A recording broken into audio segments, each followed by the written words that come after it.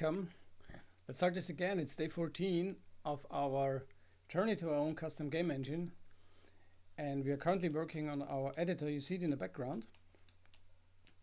And so I just had to restart the stream because we had an issue with the microphone. So I believe I was not audible at all in the first try, but I should be now.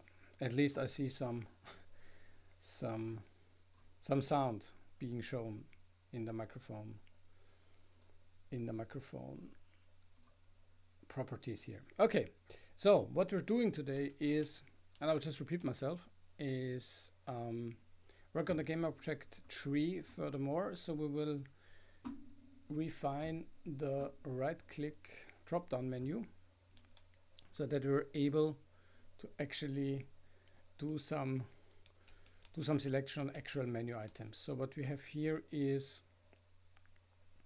a first demonstration, so we can have different game objects here dynamically. I'll just add a bunch. Now I'll also add a cube because I know that the cube has a drop-down menu currently already set up and the others have not, so nothing's happening here when I click on sphere or capsule. But when I click on the cube, you see the specifically registered drop-down menu appears. So what is now not working is the actual selection of these drop-downs, but this is what we will now fix. At least that's a plan, and let's see how far we come with that. But before that, I'll probably drink a little bit of water because this is very important.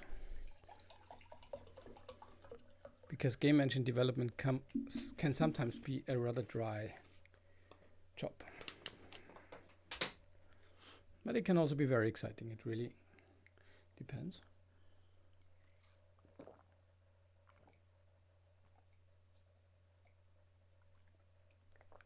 Okay, much better. So now let's let's continue with actually selecting the items. But before we do that, I will just make a small correction because I saw that the text was actually not what I intended. It said add cube, but I want actually to have a new kind of in between main menu there. So what I want is to name this differently, and I find this here because the name is game objects. That's nice, but I also need to put this here as the actual text, and then it will work. So now what I also saw is that the width and the height is currently not correctly reflecting all the menu items, and so we'll try to fix this as well. And I'm now just thinking, so the drop down that is rendered here is already essentially pre-filled. So I think I remembered for the drop downs of the top down menu, this is where the drop down dimensions are actually set.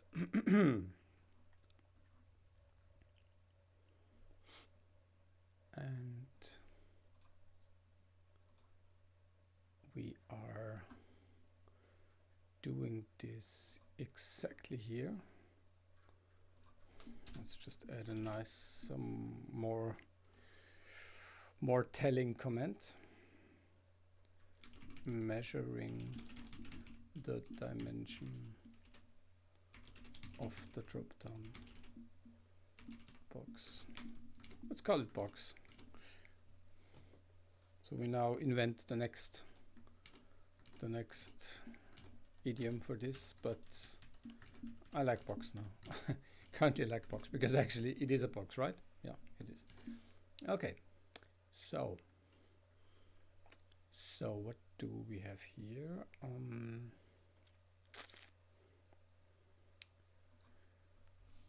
I think we can probably just reuse this.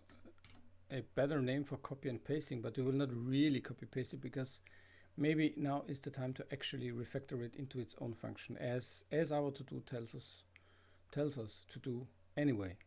So then let's do that. Let's do just that. And let's put this into a function which is create drop down or set drop down dimensions.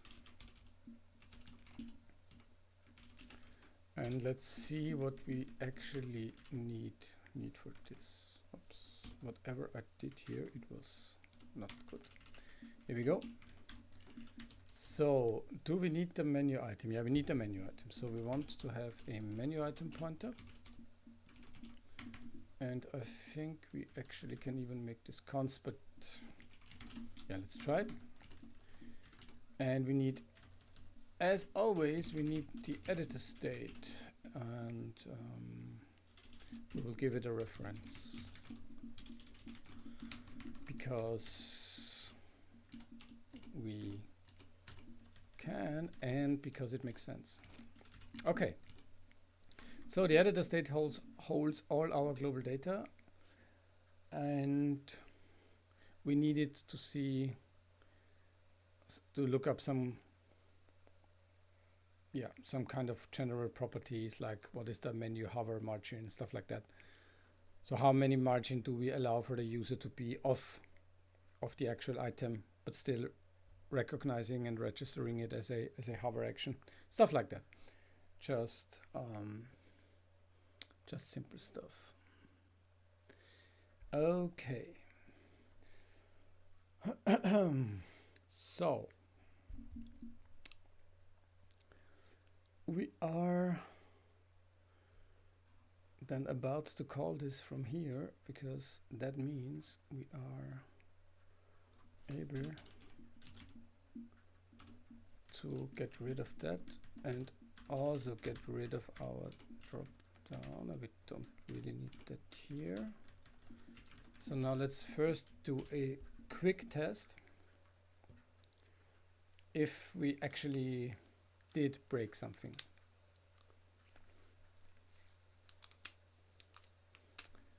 I hope we did not. Let's see.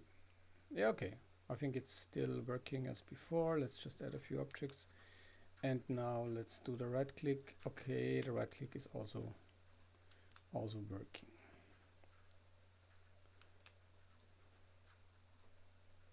So in case you wonder why we still have this drop-down box rendered, well, this is one of the bugs that we still have.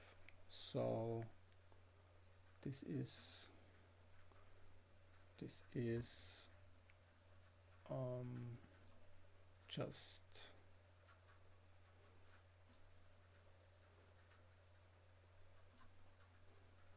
a feature, kind of.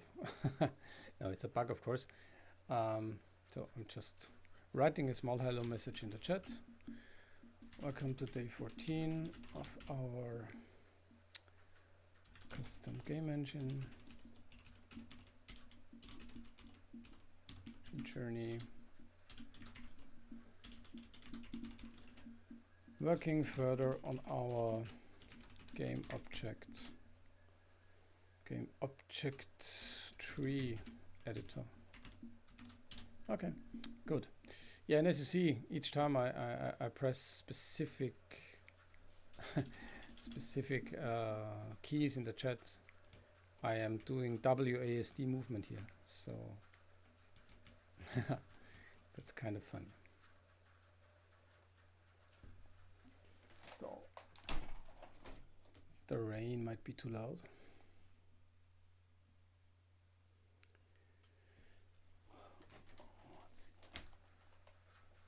Okay, so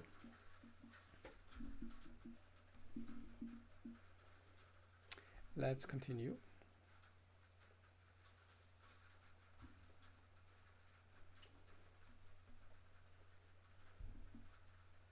Let's continue with our let's continue with our endeavor here. So yeah, but it's basically still working. Let's add one more cube, and yeah, so then the box is rendered in the correct place, or more or less correct place. But yeah, we're still not happy with the width and height. Okay, so we will not try to really just reuse this when we are rendering the game object tree, because this is where we do the measurement here. And we just try to set drop-down state dimensions, and we will, the menu item is what?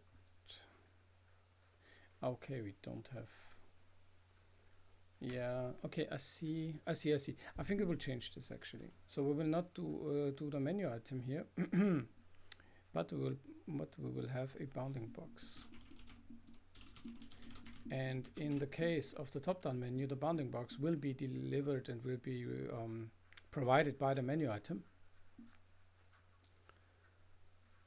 But we call this the reference bounding box, or let's call it the item bounding box.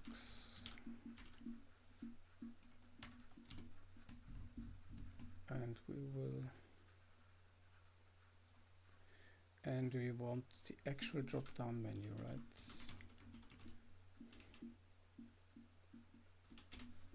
Drop-down item, that's what it's called.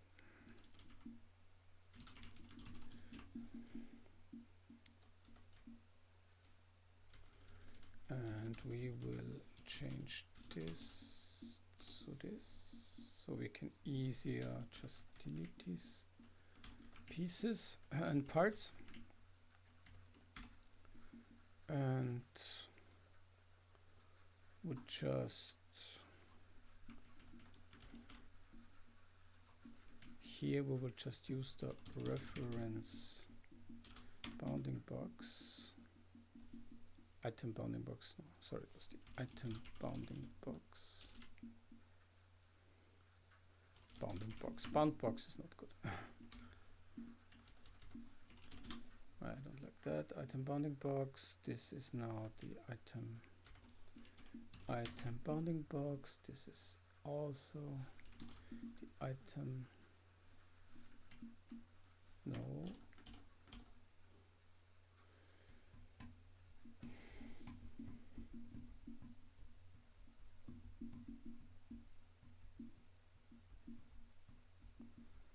Okay, yeah, I see we need a little bit more things, which is okay, I guess. And yeah, I mean the drop-down menu, yeah.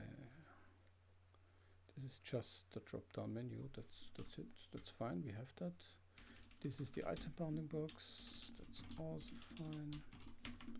And this is the item bounding box again. Yep, that is okay. Now that should work. So now, just thinking. I mean, the bounding box is just. It's just really simple structured data. We can just do a copy. I think it doesn't. There's no need to have a point operation here. Don't think so. So, but I guess we will have a compilation error,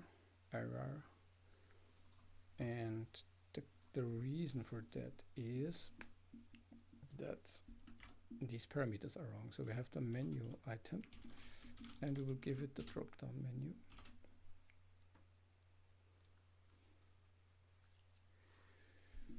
And we will have the menu item, and it will be the render bounding box. And it will be the editor state, so that is fine. One already cleared.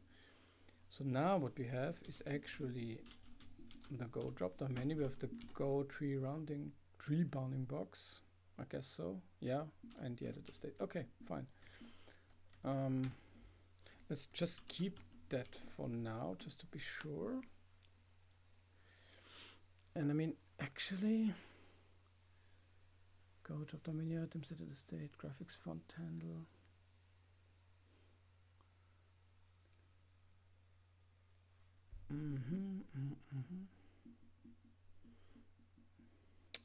I mean, interestingly enough, that should actually work, right?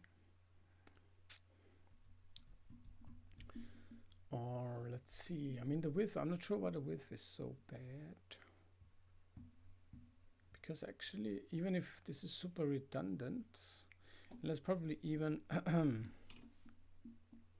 keep this for now. And let's just see why it really fails. Because the drop-down width should be fine, but it could be that the menu items themselves they probably used the wrong font size. Yeah, and I think I know where I can check this out. Here. No, it's actually the font handle. So it's a smaller one. Okay. No, that's fine. Yeah, that's fine. I mean, it's basically fine. Let's just add this small little arrow thingy here. And let's see. Let's see.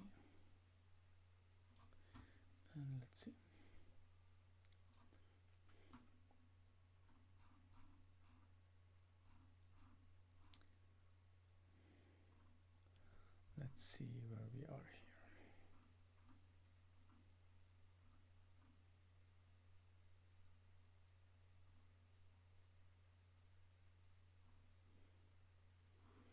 Let's see where we are here.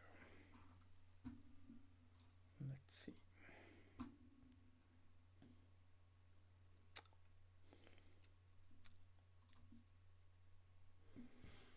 So, yeah, it should actually work.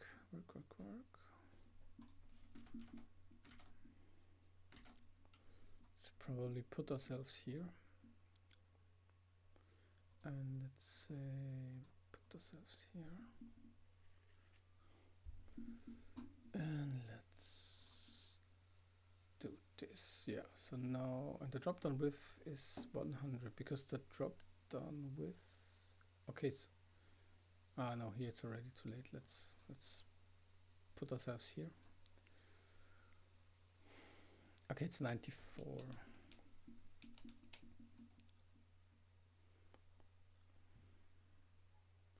But I mean, it's interesting why we have this. So the 3 bounding box left is 32. That's nice. That's fine. It's always left plus the drop down width. No, it should be fine actually. I mean, let's just go out of here. And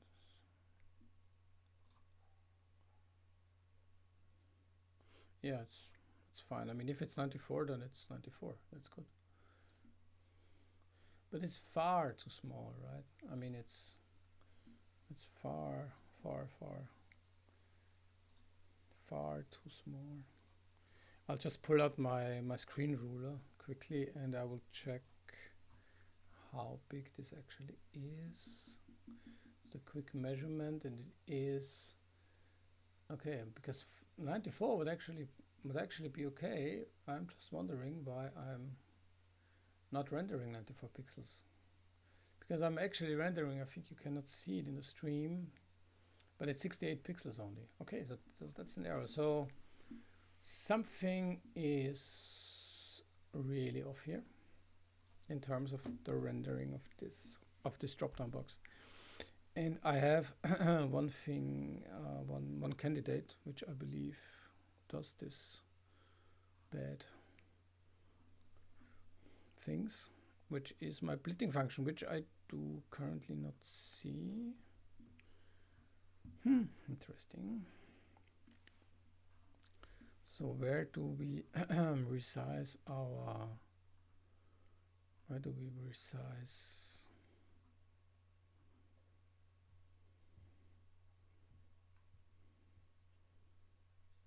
Where do we resize our frame buffer? And this was the question I had.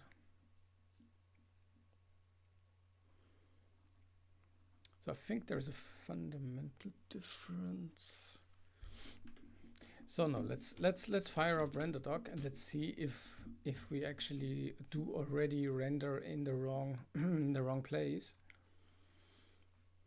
So if it's just a splitting problem, so if you just copy the actual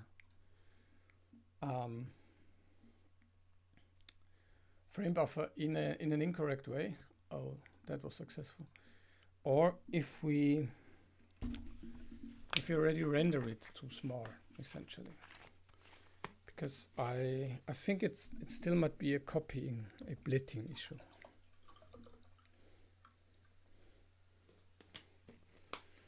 And we'll see. We'll see soon.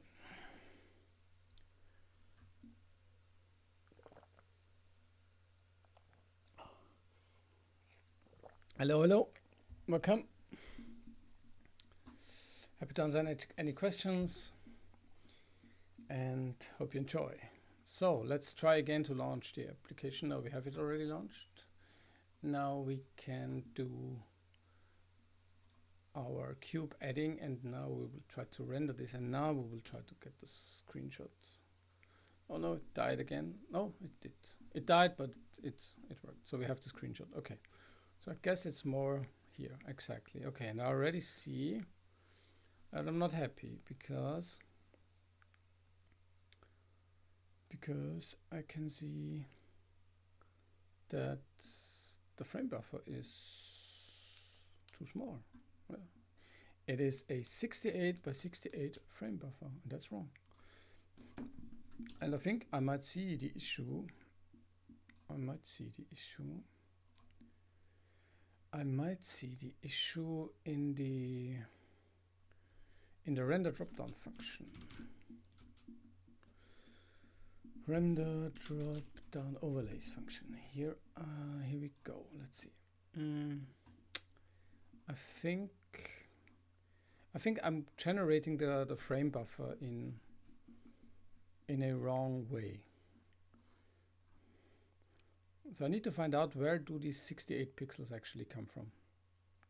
I have no idea where they come from, but they must come from here. So let's see where we upload the constant frame, where we resize the frame buffer. And I think the issue might be here. Yeah, the issue might be here. Let's just quickly rerun our editor, our small DirectX application, and let's now add a cube. So far so good. And now let's add this thingy here, and now we can put the breakpoint here safely, I think, and we can check the width and the height. Yeah, here we go.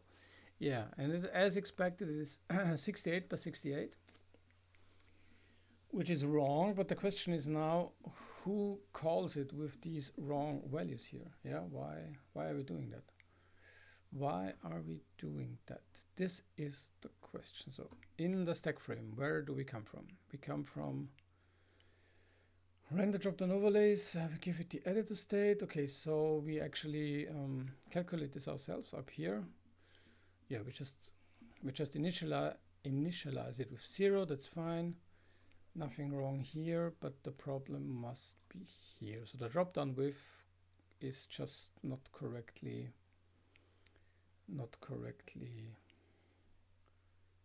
calculated. Oh, I see why we do this. So yeah, it's essentially, I mean, it's clear why it's happening. It's just the result of subtracting left from right, which in general doesn't sound so bad.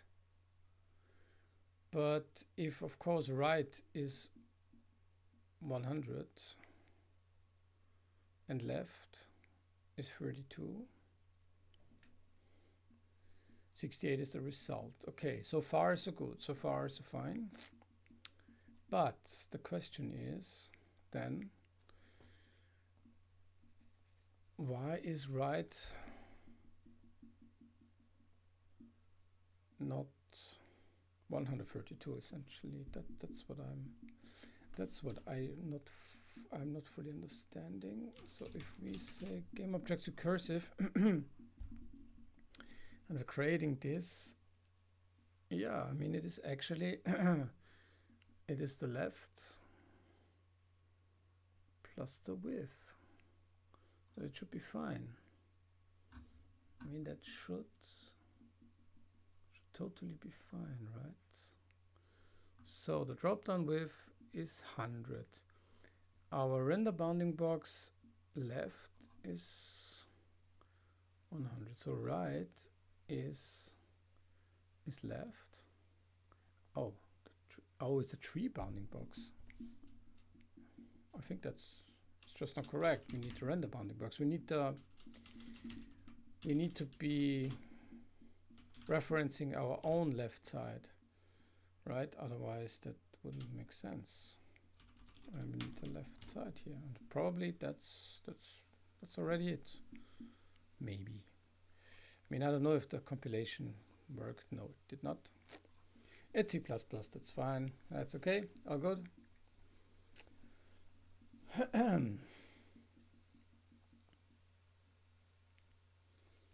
So, and yes, so if someone finds something stupid that I do and the error is totally clear, but I'm the only one who doesn't see it, just feel free to tell me. No worries. Okay, so now anyway, this is a wrong occasion where this triggers, but it's fine. So, but let's quickly check. Now the right is 132. Okay, that's what I expected, and probably we are already fine now. We are already happy now. Let's see. Yeah, I mean, almost. It's not. Yeah, but I know why. I mean, this is just a small. This was a small mistake I made. And so if we have this arrow here, we need to add it in both places here. Okay, that's fine. Let's see. I think now this works. And then we can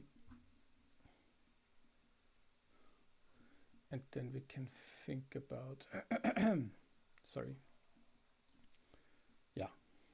I mean, I'm not super happy because it's still like somehow the margin is off. I still want to check why that is the case. Let me check in the render top-down menu. Top menu. Sorry, there's a frog in my my neck. Is it neck? Throat. Frog in my throat. So because this actually works well. So why is that? So the left is that, and the right is then the drop down width. So I mean that's fine, yeah. Okay, and it is the final minimum plus 8. Is that wrong? Maybe. Is that wrong? Render game object recursive. Do I miss this here? No, I actually do not miss it, right? Yeah, no, it's fine.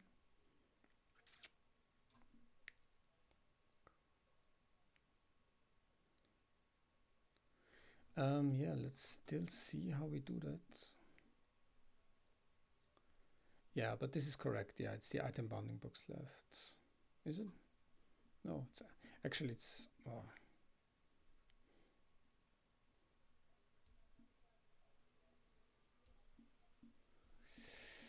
Yeah, I'm not sure. So I will probably for now not use this here. I mean, that's not good. But I think that's the only chance we have now to do. We will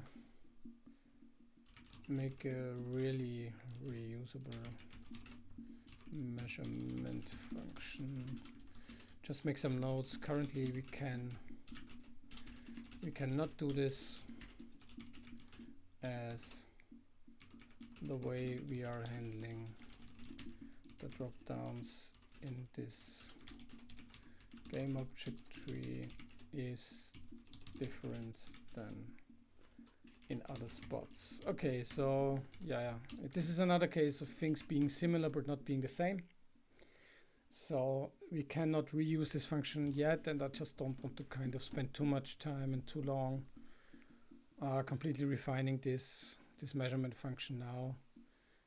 I think it's just better to continue on with some better functionality. And I want to just be a little bit cheeky here, and I will just add 8 pixels to the right, just to see if this works, because somewhere we are losing this margin. Somewhere along the line we're losing this. Somewhere along the line. Yeah, I mean, it's better. It's fine. So the left margin is fine, and the right margin now is, I would say it's also fine. I'm just wondering, because the drop down height,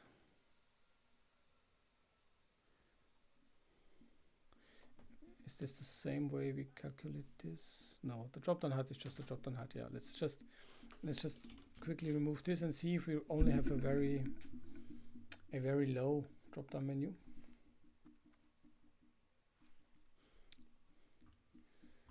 Because I guess we might have.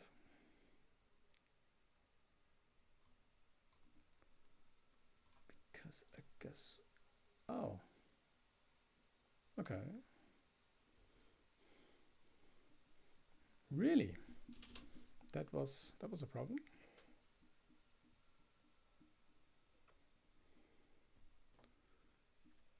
Interesting. Interesting. Because even if it's 0, still work, right? Interesting. But we'll find out. Okay, yeah, it really makes a difference. But why? Let's just remove this and let's debug it once more. Let's see how that looks like and where it actually crashes. Probably not here, I guess.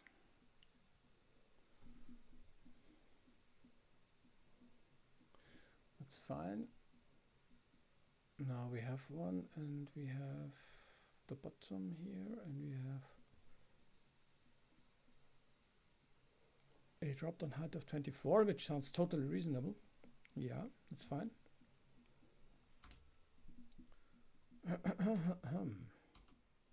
Yeah, that's fine, but we don't need that now. But we need to know where we, okay. Execute 1, yeah, the problem is I have a lot of executes 1. But I'm kind of sure that it must be somewhere in the drop-down overlay rendering. And we'll probably start here. But maybe we will mute the breakpoints for now, because I need to add my cube first. And this is already a drop-down menu, but I don't want it here now. And yeah, now I need to turn it on, and now I need to click here. Wow, okay, it doesn't even reach it. Wow, okay. This is particularly interesting.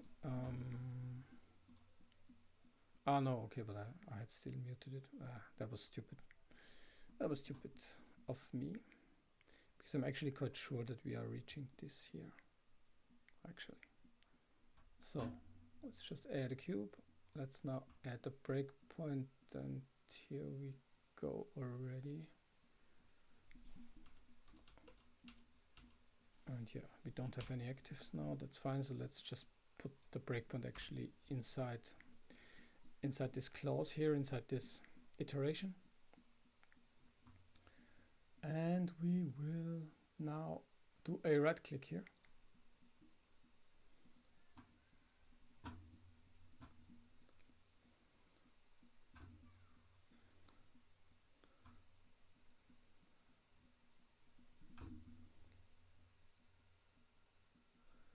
And now we will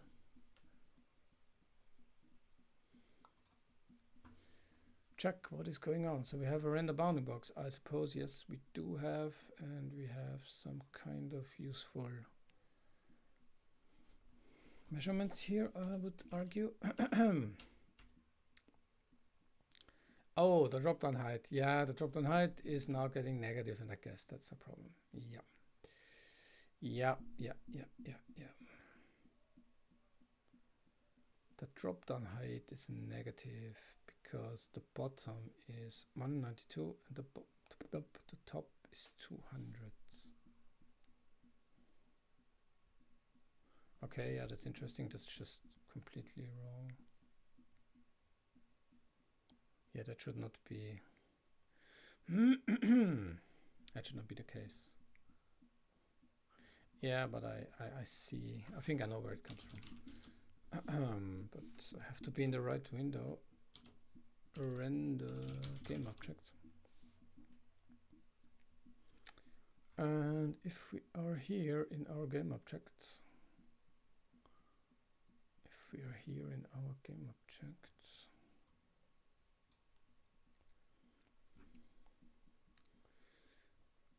are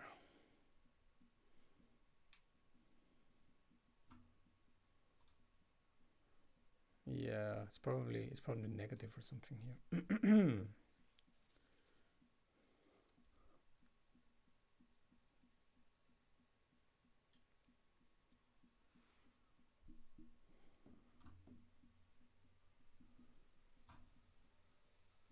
Oops, yeah, I don't want to be here. I don't want to stop here now. Let's add a cube.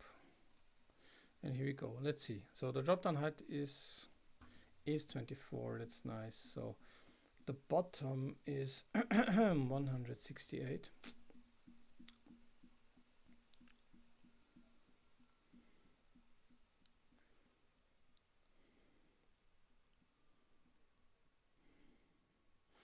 Yeah, so it's quite a bit down.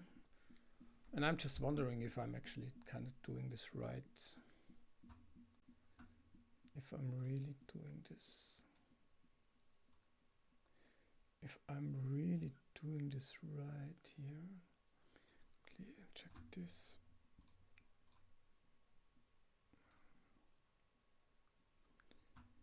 If we're doing this correctly here.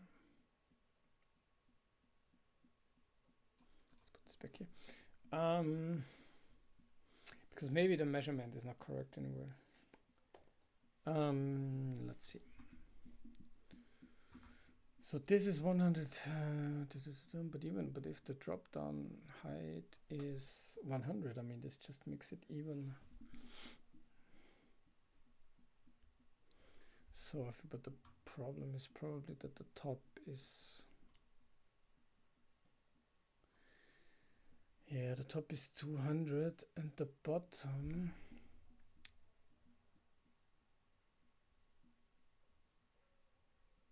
No, that doesn't make sense. Yeah, that doesn't make sense at all because I think that must be bottom. Sorry, that must be top. That must be top. I mean, I don't really understand how that would make sense. I mean, I will leave it for now, but I think actually what is correct is this here. Because top is on top and bottom is on the bottom, and so we have the, and we always start with top, so we also start from left to right. So I think this is more correct. Oh no! Hi mate. Oh no, you overdid OOP. I mean, my question is, who does not overdo OOP? Yeah, that's one of the reasons why I'm having this kind of super lightweight procedural style here. Because I overdid it so many times in my life, so I completely understand. There is so often a situation where you have this kind of super complex universes built up where all these objects are composed of each other, which is better than inherited, but still, yeah, it's kind of, they form this very complicated relationship with each other. And Yeah, that is one of the reasons why I kind of uh, removed myself a little bit more from like super sophisticated oops technologies, because I tended to go to my head got tangled up. So first I thought it's only me, but then I realized a lot of people have this trouble actually with like super overdone OP. So I guess it's probably in the nature of the beast.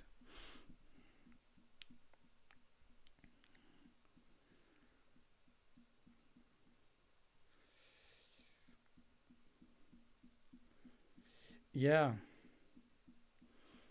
Oh, okay. Really? Your TDD is changing. I mean, like more in a way where you say.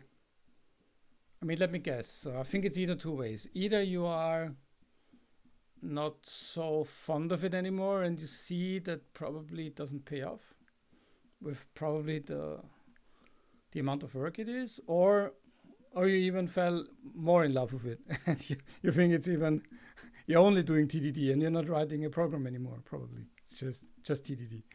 No, just kidding. Just let me know which direction it goes, in which direction it is changing. So let's see. Let's see what how that actually looks like. Not only in theory. Okay, yeah, it's still crashing. I mean, I don't really understand why it's still crashing.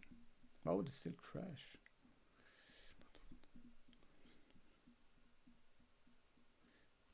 Yeah, absolutely. I mean, that's the argument that we already had, where I said I fully recognize that it is just taking a lot of time.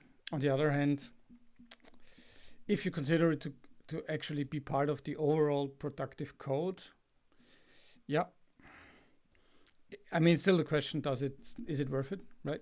But I mean, it takes a lot of time. Yeah, that's what I also thought, and or what I also said, and that's why you might remember I had this discussion with one of my managers some time ago, where he said, yeah, he believes it's not worth the time, and he just kind of takes the risk. And I think it is a valid economic decision to do, like from project to project, from company to company, anyway, right? It's a risk reward thing, or risk and safety thing in the end, I guess.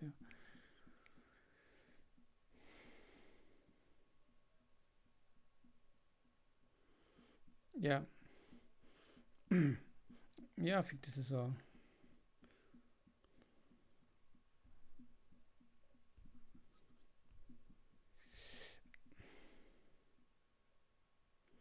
yeah. I mean, I so like what are you saying?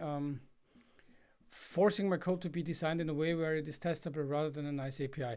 I fully signed it. I fully understand it. I mean, the funny thing in my experience is, and I think I've mentioned it, but I will repeat so, anyway, because I think it's important. So I just don't want to bore you, but I think it's in my experience, it often led to a better API actually. But of course, there is always the tipping point where like the API then kind of looks like it's just obeying the testing universe, right? And this is probably, yeah, what I call the tipping point. And maybe then that is not good anymore. But I mean, I if I would just compare when I wrote an API just like into the blue, um, and let's probably not call it even API, but let's just say writing code. Um, so I tended to get better results with my APIs when I had test first approach actually, not post testing, because it's after the fact, doesn't change anything. It's just a pain in the ass because it's very hard to do actually. But if I did TDD, I tended to have better APIs and more descriptive APIs. But you're right, you have to do a lot of kind of dependency injection. You have to make every testable piece like very much configurable, obviously, from the outside, um, and kind of mockable and stuff like that. And it can feel super crazy where you are having everything kind of also super open, like it gets every dependency essentially injected from the outside.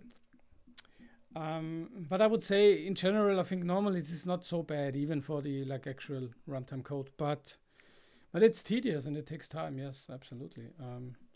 And it's also kind of probably like brittle and not resilient, because when you change the signature, tests fail. They don't compile in the good case. They fail in the worst case. So yeah, I mean I agree. Yeah. Yes, I mean I don't have it open, but I can open it. Yeah, then I can have a look at it. Yep, we'll do that.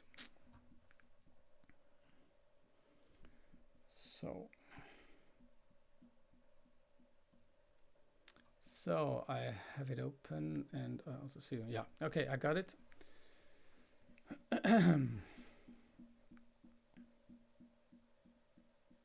Okay. Okay, so you have a command line parser.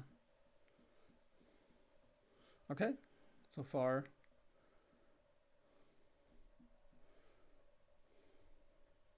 Okay.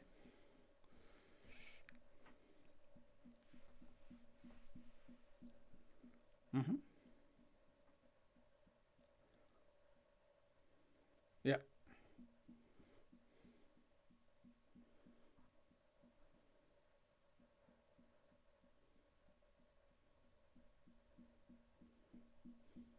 Okay, so is this actually now test code?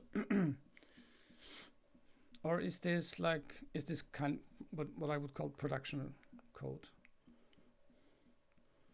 Because the command line args parser, okay, well, you kind of ignore the the actual basic command. Okay, that's fine, but that could be true for both cases, I guess.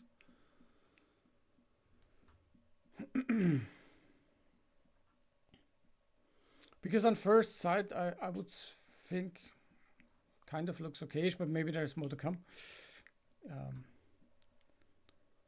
Yes, okay, so this is the production code. Okay, fine, because I mean, just by looking at it, it's not something that really kind of strikes me now as being overly like strange or crazy.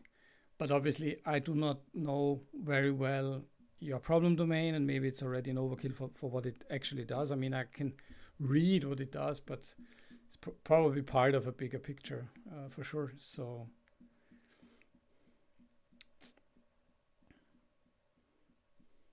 because I would say typical parsing logic, which is always kind of not nice, like naturally, it's always a little bit, yeah, ignore the second or whatever first argument, and depending on how many arguments you have, and yeah, it's kind of, this is what I call code that should probably be generated anyway, which often, of course, we don't do. I'm not saying it should be done in the case, but then it is this kind of like classical if then and such, yeah, very verbose code.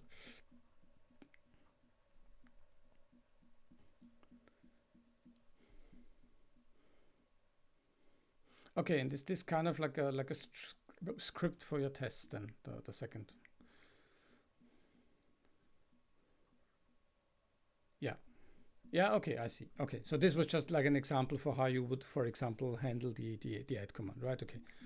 So you actually filter out the actual add, but you do other stuff and stuff. Okay, yeah, fine.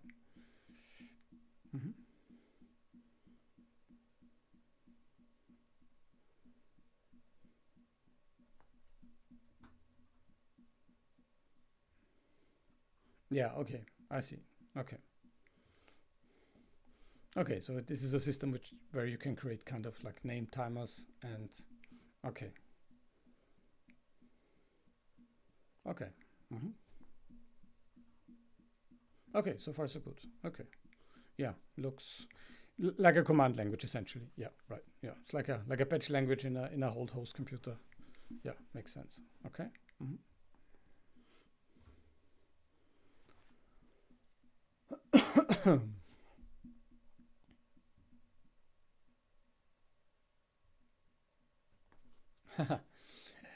Yeah, yeah. I mean,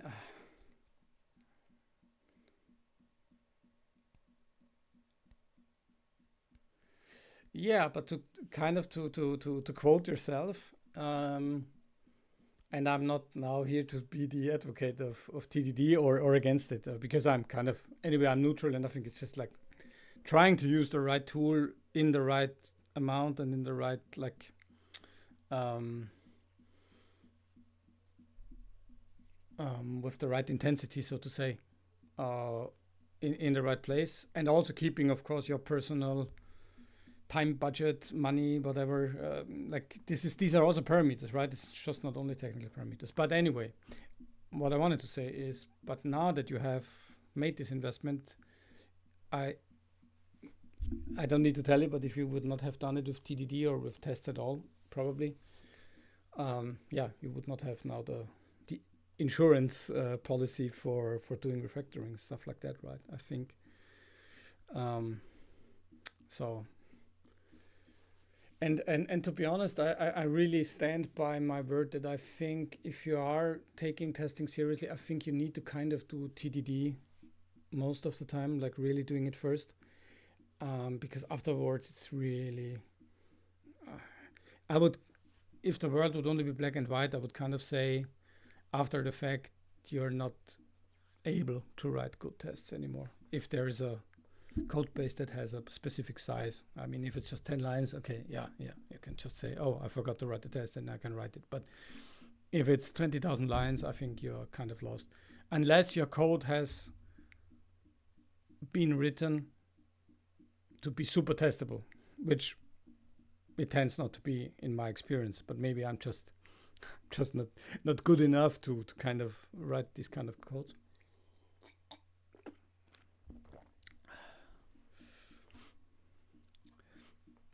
I mean, as I said, I'm here in this stream. You might have noticed that I am currently kind of not doing tests, partially also because it's very hard to do for me in these interactive environments, and also by so kind of I'm aware that I'm probably not proposing the best possible practice, but I'm kind of fine with that. I do not have this kind of target or measurement for myself. It's fine. I just do what I can, but I also want to kind of move forward feature wise to have something to see and show. And for me, I also have taken the decision that it's really also a question of time. Like really, I will just kind of take the risk as well. Um, and yeah, but yeah, as I said, I mean, I'm also fully supportive of everyone who goes down the rocky road and does it. Yeah. Yeah, I mean, you can also try that. And I think what is also, I think, true and what is very likely to be the case is that any developer who does what you just described by prefer just writing the functionality like a prototype and then test it kind of right after it. So if the functions are small, if the functionality is not too big, and if you kind of get this feeling of how you have to design your functions essentially in what kind of parameters you want and you should pass in, I think it's a good way to also do it, and it might be like much faster. But you still kind of keep the designing of your actual runtime functions in your actually coding phase, right? So it's not it's then not so much having this heavy upfront TDD testing.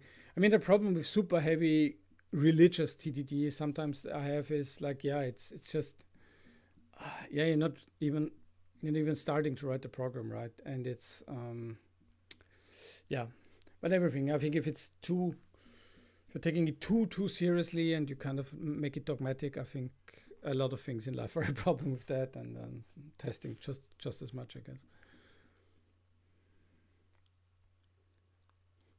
Absolutely, I 100% agree. And this is now just me personally speaking because there might be persons who can do that much better, but for me, and I have heard of many people who are in the same boat, it's almost impossible to have the correct code right out of the gate if it's not super trivial and you have written it 1,000 times, like whatever, a printf or a very simple if or for loop or something. But to have something that is a little bit sizable and has let's say, a little bit of meat on the bones and has some kind of complexity. I think it is totally natural for our human nature and the way our brains work. We just don't get these things right out of the gate. And but that being said, then it's just really a question of efficiency, and I think it's very much a question of the challenge ahead and of the actual programming issue that you have, or the programming topic. Let's put it that way. If you are having, I would call it, the lucky situation that your programming topic, or the thing that you're actually trying to put into a program happens to be an input-output problem, happens to be like a black box problem where you have input, processing, and output. I mean, it's super easy to test. The test kind of writes itself very naturally. Just makes total sense. Like what I said and what I also did in my engines, like all the mathematics part, whatever, matrix multiplications, physics calculations, where you either have a precise result that you are expecting, or you have a very nicely defined range of results that you expect. I mean, that's just perfect, and I think that's it's kind of like even it's like stupid, or it's like a sin to not do it. But then there is these more side effect, like the void functions, just as a general term now.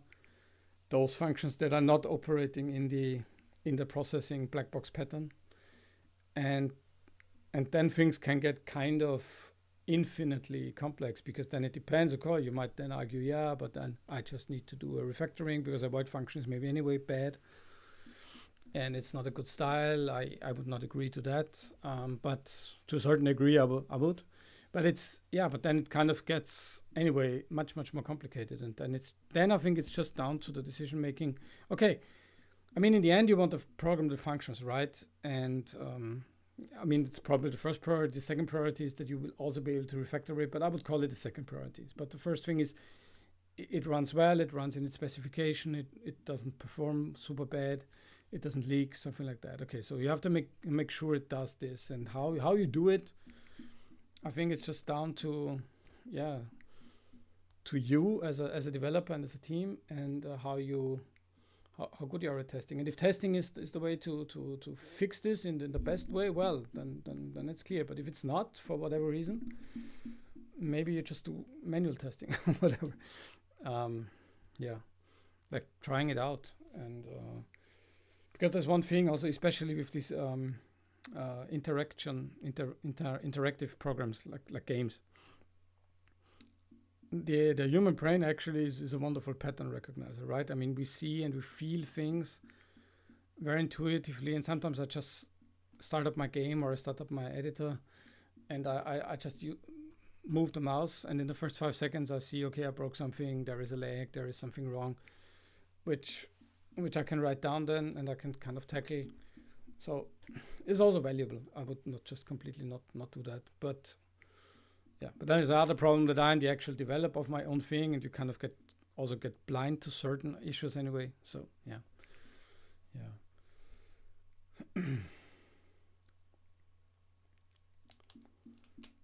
and the other thing, I mean, injecting it in the so I'm just trying to catch up. Test that way, Yeah, I mean, that's fine, and I would be happy also to know. So you're writing just be strict with testing, but doing the test afterwards. Yeah, I mean, I would really be happy to still learn of how it goes for you with that. Interested in if you find a sweet spot, actually. And as you say, coming up with some edge cases. I think that's perfect. I mean, that's kind of like probably already the golden road. And the nice thing is, as long as you're kind of like moving and jumping from function to function, and you're not writing 5 big modules, and then after 2 weeks you say, "Oh shoot, I didn't test," then I think it's good. But if you're kind of doing it like 1 or 2 functions at a time, because even if they're crap, if you have to change your signature, I think it's kind of like a local blast radius, and so you're kind of still moving in small safe steps. That's fine. Yeah. And actually, I don't know of a better thing to than to do constructor injection for providing the necessary, let's say, outside dependencies, to put a very generic word in here. I mean, I come very much also from Java world and enterprise development, and there it's like anyway, like we do this all day there. Um, Maybe too much even, but no, I think it's fine. I think it's just because a constructor is just kind of like the holy function where, yeah, it's like the birth of the object. And I think as you don't want to have your object in any undefined or not correct state as short as possible. So the first and best uh, place is, of course, the constructor. And so that totally makes sense. But I know, believe me, I know from Java and Kotlin world that you have constructors which take 25 parameters. And of course, yeah, you can then group them into structs themselves. But still, I mean, it's still huge, huge pieces. And yeah, yeah. But I mean, the nice thing is that I mean, I don't need to tell you because I guess you're much more knowledgeable in testing than I am. But especially for kind of testing these hairy things like whatever external databases, stuff like that, because then you can just you can just inject your own little mocked up thing, and yeah, it can very much create a whatever test database that is just dropping every second request or these nice little things, and yeah, you can really be then creative. So if you have this infrastructure set up, and with infrastructure I don't mean the database, I actually mean the nice little injectable test functions. I really have to admit, I mean, it's a good investment, right? But if you do it first or if you do it like second, I guess it doesn't matter as long as you get to the end, right?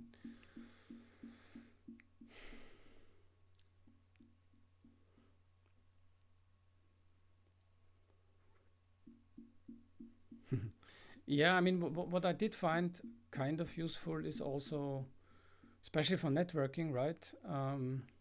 Because when you do these more involved enterprise applications, like network latency and like changing bandwidths or changing whatever ping times on the network are just a reality. And if you can simulate this, it's nice. I mean, I wouldn't even call this like such like strict functional unit testing, but it's still, yeah, I think it still falls under the umbrella of testing in general. And I would argue it's super valuable. I mean, it's also not easy because you also have to be very sure of what you're actually simulating. And but yeah, I mean, you can really simulate every time, like with every build or with like at least of the major builds, you can simulate like a really completely kind of destroyed network or like a very crazy network. And if you're still like resilient there in your program, for example, then it's a good sign, I guess, because you can really, yeah, simulate a universe that is even worse than reality. So at least what you expect, and yeah, it's fine. It's nice. And also for fake files, I mean, it's probably a writer, but probably also a reader. So whether I mean, there's a lot of things you can do with that. I mean, I always find this kind of useful, yeah, because you can simulate destroyed files, like yeah, files with some erroneous bytes in it. You can simulate failed readings, failed writings, all of it. It really brings the truth to the table, right? I mean, it really shows how resilient your program is at the end of the day. And yeah, I mean, actually, I would really advocate for these kind of things. I would even advocate often for these kind of sophisticated, like more what we call system tests, more often, or probably if I would have to choose, I would actually do these kind of tests probably more than some unit tests where the unit tests are probably not super useful in the first place, right? So I would have unit tests for all these input-output functions, right? Because you should have them. But I will probably not break my fingers where they do not feel natural. I would kind of skip them probably there. And then I would just do this more overall semantic testing and simulating the environment. Because to be honest, in my opinion, most of real world programs where you're not just totally isolated, most of the problems actually arise from the environment, which is not your fault because you cannot control the environment, but you can control how you react to a failing or whatever chaotic environment. And this is where most of real programs fail, in whatever software as a service world or wherever in the internet, so to say. And probably even games, right? Probably they often crash when you have a controller which you don't understand, when you have a mouse that you don't understand, when you have an old driver which is not handled well, there is no fallback and stuff like that. So I think, yeah, it really makes sense to kind of cover this. Yeah.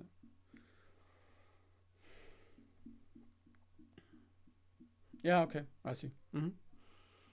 So you are not like fully focusing on mastering TDD now. Yeah, okay. It's not the religious thing now. Okay, that's fine. I think it's good.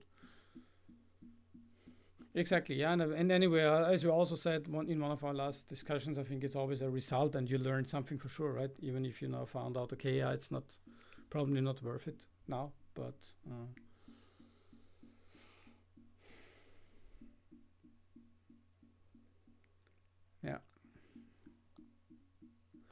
yeah, yeah, and it's just those tests, those bias tests, probably then are kind of not so useful, right? Um, because it's these are kind of tests that probably fall very much into the category of like developer tests in general, where you're kind of like having this tunnel vision and this kind of blind eye. You kind of test the thing that kind of seem to work anyway, right? And yeah, so probably, yeah, they are not so useful anyway. Yeah, but yeah, I mean, it's good, and I think it's good that you kind of also are able and are willing to change your attitude here. I think it doesn't make sense, because if you, there's also something like a gut feeling. So if you have the gut feeling and it tells you, it's not right, I mean, there's no, probably not, probably there's a reason for it. That's what I want to say. So I think it's very good that we can trust our kind of human super process or something, which is, yeah, what people call the gut feeling or whatever it's called. I think it's much more complicated. I think the gut is probably not the right location for that, but I think it's kind of like some kind of meta knowledge, which I think we should tap into, right? I mean, it's kind of like, yeah, if you have this feeling, just try to analyze why it's there, because often it's, yeah, you're right. Okay, yeah, but thank you for the GitHub.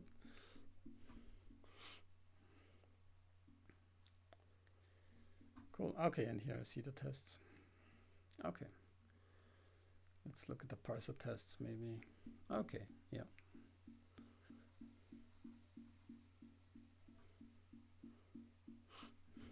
Yeah, I see. Yeah, yeah, but I'm just looking here at the parser test, for example, and it's very nice, and that's what you also said last time. I mean, now for me, kind of like if I would be a newcomer in your code base here, probably reading the tests, that's what you also said. It's a very good documentation, right? And I also immediately say, okay, this one raises an invalid argument there. Okay, so I learned already about, okay, obviously the seconds here are wrong because there's a second S. It's funny. I'm just looking at it in real time now, and I already kind of draw something out of it. So it's yeah, that's the often underestimated usage of just pure documentation and just as a README, in fact, as a compiled one. Yeah, although it's Python and it's just interpreted, but you know what I mean.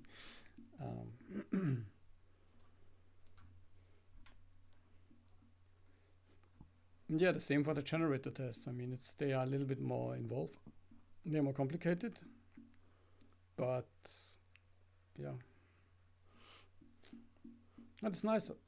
Just by seeing how you do the sample data, I completely get an idea of what it's doing. So yeah, it's cool.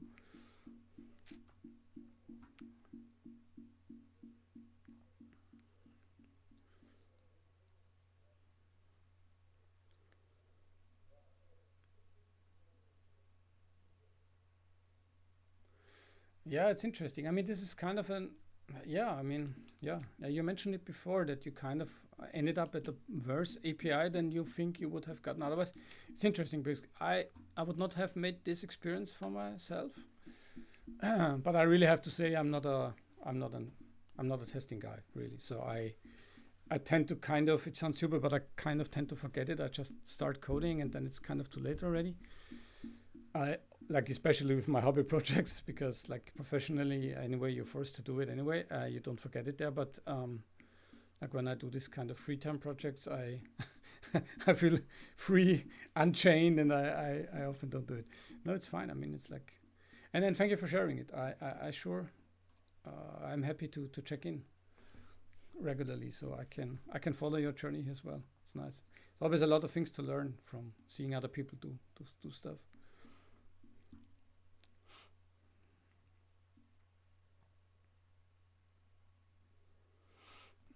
Yeah, yeah, yeah. I mean, I can give you that feedback. Yeah, I mean, I would probably now, if you make, if you test me now, and probably I would kind of not have gotten it completely right, but it's, I mean, that's what I felt a lot of times when I'm entering a new code base, and it's really doesn't matter which language. So I think that's really just a very general issue. But if you have a code base that has more than two files or whatever, it's really nice. I always read the tests first, and I always read, the higher level the tests are, the more I like to read them, because the more I learn in a short time about the overall like relationships. Because then I don't tend to read. I mean, if I can see that even from the title, but if I see, oh, this seems to be a very specific, very laser focused unit test on some super specific calculation, I'll probably skip it because it for sure this is very useful test, but I do not learn so much. But for example, here when I'm in the JSON timer data generator tests, I feel I see a lot about the philosophy. I see how you mean to how you intend this thing gets used when it fails. It's really super practical, right? I see here in line 52, I see it's an invalid argument error. Um, and there's another one, and it seems always to be with some generated data, and yeah, it's just kind of gives me an idea. Then you expect the lists to be a certain length, stuff like that. It's kind of like simple, but it's like a really a nice meta view of how it's meant to be used actually. And this is like, I mean, that's what it's all about, right? Especially when you're new in a code base. Like, I mean, how is this used, right? I mean, how is the interface in the most generic sense actually used by someone outside? Yeah, by someone who is not totally intimate. You know? And this alone, I think, makes it useful. But of course, you can write these tests after the fact, right? Yeah. My only concern would be that you could get into maybe a refactoring frenzy or refactoring hell. I mean, because I've been, because I write, let's say 6, 7, 10 functions, whatever, not too much, but then I start testing and then I kind of rewrite everything, and I'm losing my red thread that I had when I actually wrote the code. Now I'm trying to make it fit to the tests, and now it kind of breaks. It's okay, it's then tested, but it's still not working. But this is just me where it happens sometimes. Yeah. But I'm not saying it's a thing not to do. But I think it's the size of the steps that really matter. Like when you do it, I think it's, I mean, if you really just write one or two functions, I think it's probably the sweet spot.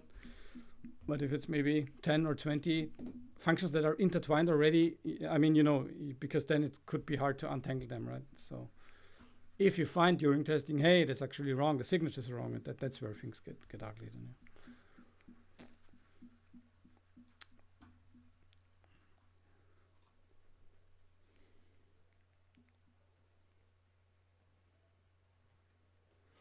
Yeah. Yeah, I mean, you're mentioning a very interesting point, and this is actually something I try to very much on purpose avoid in this project I'm streaming currently. That is, I would call it the generic data trap. And I'm not saying that you did anything wrong or something. It's just like I fell into this specific trap very often. um, I mean, it's always the same topic essentially, but still it has so many kind of colors, and one of it is to be super generic, and because I can describe it as a feeling where like nothing is concrete. Like this would be kind of the end goal, like the nirvana. Nothing is concrete, and everything can be just configured, and everything describes itself in kind of generic terms. So you never like are really concrete. But the problem is that this makes everything so much more complex, and it's kind of like it's exponential in my understanding, or like that's how it feels. And so then sometimes on purpose I try to be like not generic at all, like totally on purpose, like really writing a program like a 5-year-old would write it, and I know a 5-year-old probably wouldn't program, but I think you get the point. It's more like completely freeing myself from being forced to be generic, because it's like so exponentially harder. Like really, it's not twice as hard or third as hard. It's like for me it feels like I am concrete, and this is like it's hardness of level 3 whatever. And if I'm super generic, then it jumps to hardness 1000. It's not hardness level 6 or 8. No, it's really kind of it really explodes. And so I'm kind of, it's also one of the experiments here that I'm trying to be super naive and super concrete, and still see how far I can get with that, right? And just be as little generic. But it's more an experiment, right? I'm not saying that this is the way to go, but it's just like I also want to try it out. And I think also for a stream format it's better fitted, because it's more like people, it's probably anyway hard to follow, but it's maybe a little bit easier as well. If the things that are written are kind of like a little bit talking about what they do. And but so this is this is just personal, my big issues. And I just have met some persons in professional and also personal life, and also some friends who seem to suffer from the same thing. So maybe it's a little bit more general, but I don't know. But yeah.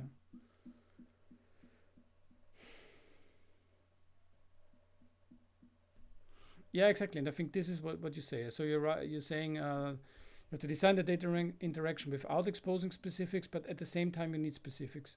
Exactly. I mean, and this is really totally the point.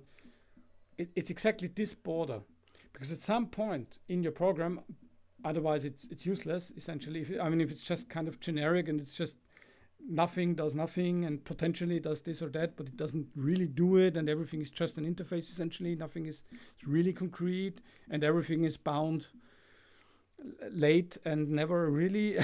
And it is so hard. I think it is really a very profound and objectively hard, very, very hard issue if you are living in a program that is super generic and kind of knows nothing, just is very vague and very generic. And even though it's a valid, all the laws inside it are kind of valid to each other, if you know what I mean. But then to really make it work, but now work for a specific render engine, work for this, work for that, I don't know, work for a transportation company, do whatever it is, mustn't be a game, whatever it is.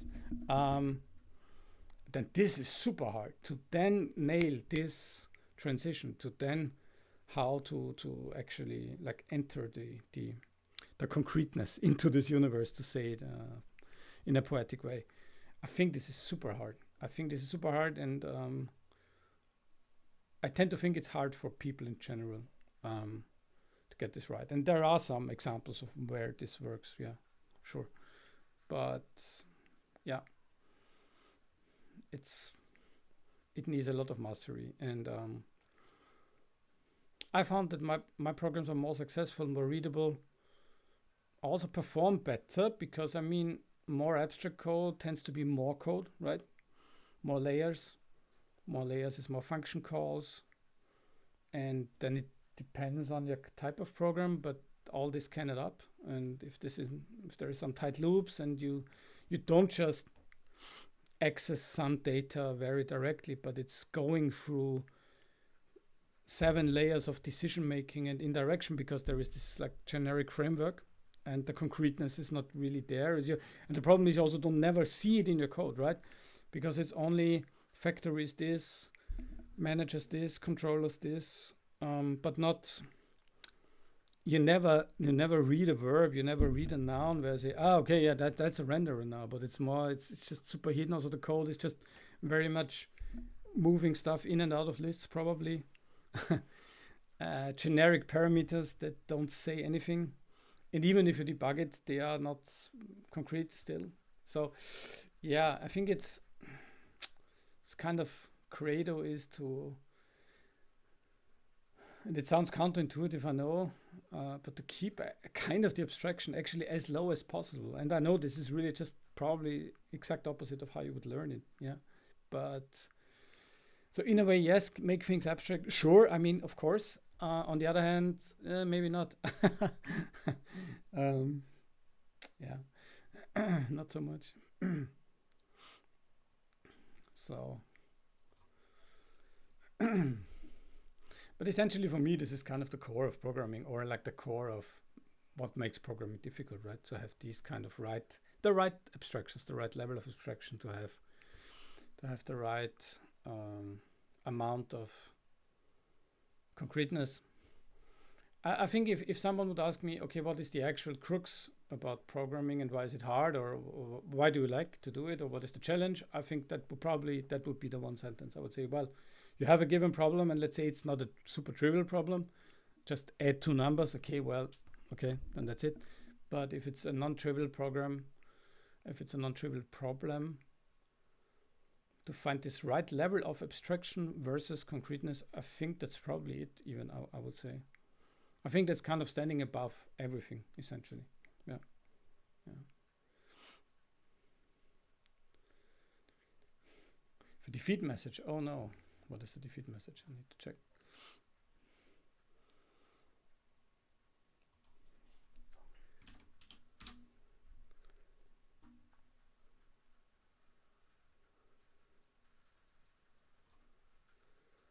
So what is yeah, okay, but it's a very poetic message that you wrote.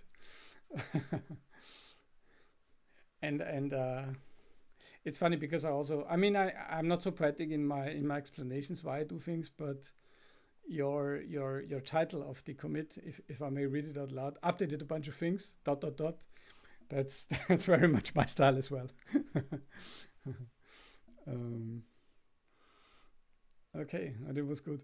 I mean, this it sounds like that this specific commit that actually deserves a tag, right? It sounds like a big milestone. TDD was fun journey and so on and so forth. So yeah, it's probably the tag, the TDD journey and end tag or whatever. Yeah. Yeah, no, I fully get you. And again, I also tend to differentiate between what I do in the evening or in the weekend, and what I do otherwise. So um, and yeah, I think this would be a whole other universe to discuss, like good messages for for commits and how useful they actually are. And because I think for me they actually fall in the same category as what I mentioned once, is documentation, comments, or not documentation in general, but comments, because you can write things here, but it can be wrong actually. You can mislead persons, and sometimes, yeah, whatever. So I would not over break my head or too much on this anyway. So it's fine.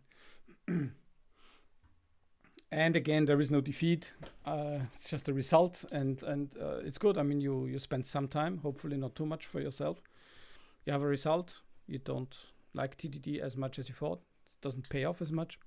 It's good. Yeah, you can move on, and you have reached a result. Yeah, that's what I say. You cannot reach a result, right? I mean, there's always a result. You can like it or not, but yeah, and so that's good. Yeah, it's probably not a defeat message. It's a result message. So you reached a milestone, actually, right? So.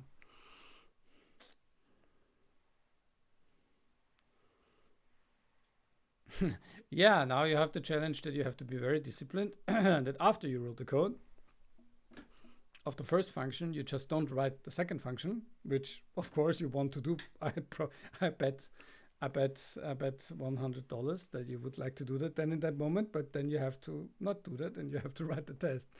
So this is another challenge of the human spirit and of your human willpower. So yeah, very much so. So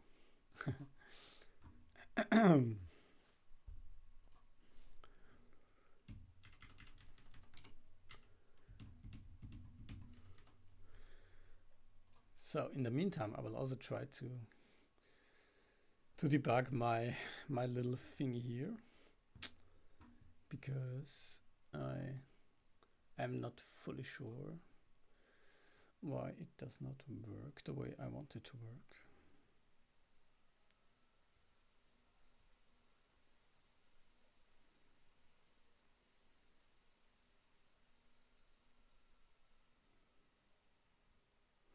Yeah, absolutely. Yeah, I think, and anyway, I think you will get another result soonish. I think if you do this 1, 2, 3 days, whatever, I guess you already get a feeling of how it feels, how it works for you as a personality, because that's also different. I think some people are very disciplined and they do this like just naturally. Some people are not so disciplined and then they kind of bend the rules against or for themselves, however you want to see it. And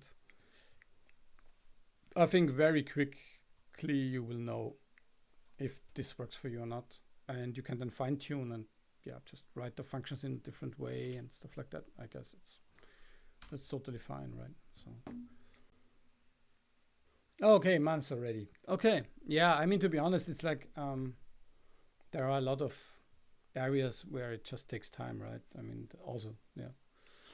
But I guess this now pays off because now, as you have done like test first approach, I think now if you go into test after approach, I think still you can like use 99% or 100% of your knowledge that you gained already. So I think now it will. I think the next result will come quicker. I guess. I hope so. I hope for you.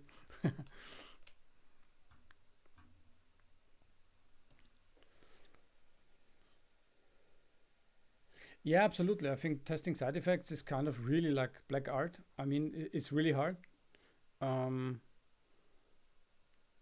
because, as the name implies, it's side effects very often unknown, right? Very often unexpected.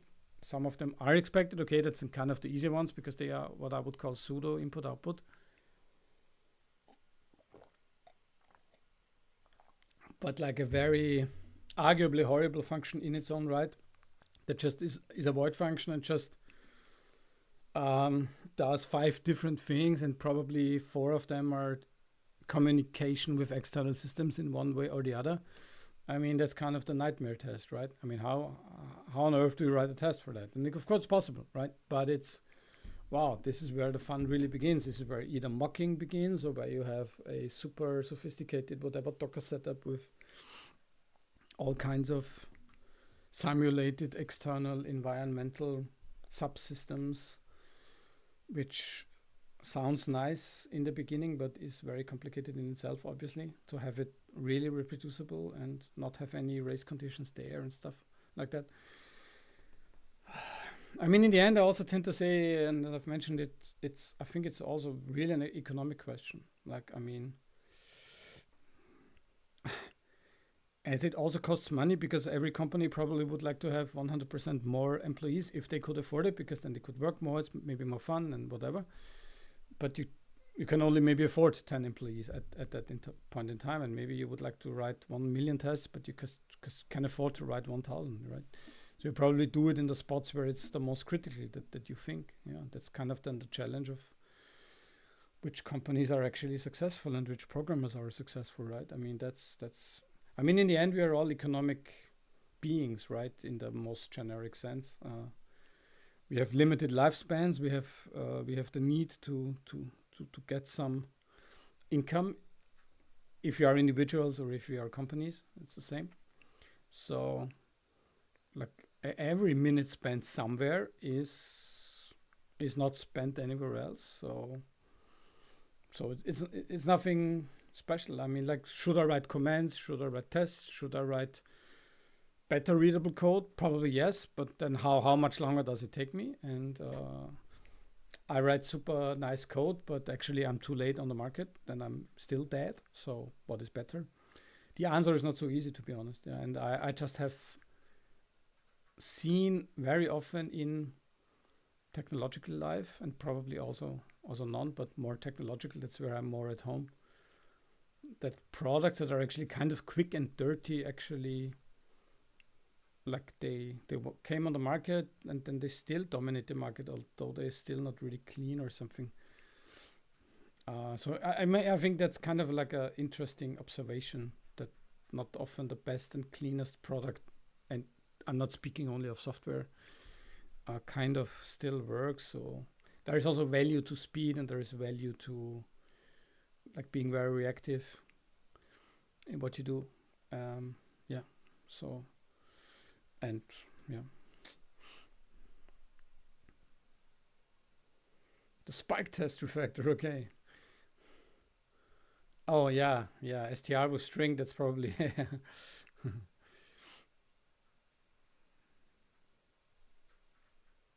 yeah, absolutely. And I mean, this is like as we also said, like perfect is the enemy of good, or good enough. Um, so um, I think everybody strives for kind of the perfect architecture, right?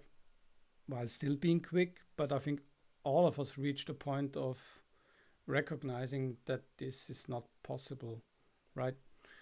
Um, and so it's just a question of the degree of, like, how dirty do you dare to go, essentially, right?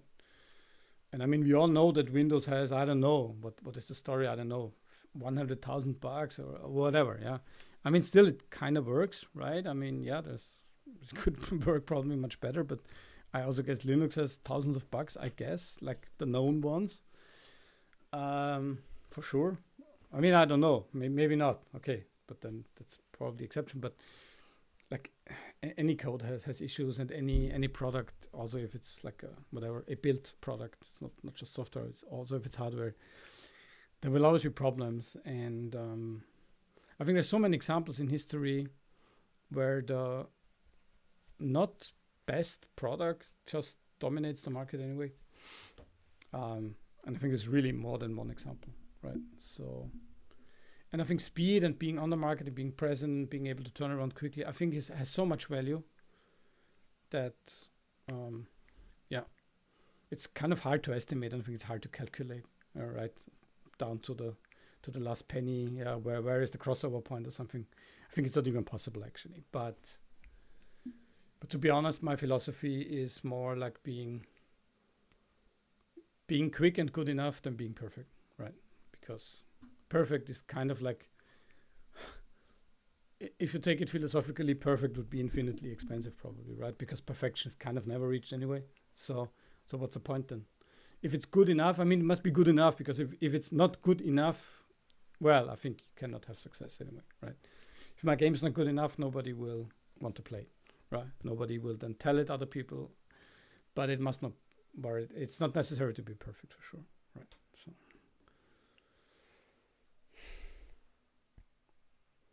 absolutely, I fully agree. The good old print debugging is super useful. I use it all the time, especially in these like real-time interactive applications, because they still give you a log of the truth. Now I'm not at all multi-threaded here, but if I would be, still that would hold true, because I would see which thread does what at what point in time, and maybe it changes from invocation to invocation, but still that snapshot kind of just tells me the truth.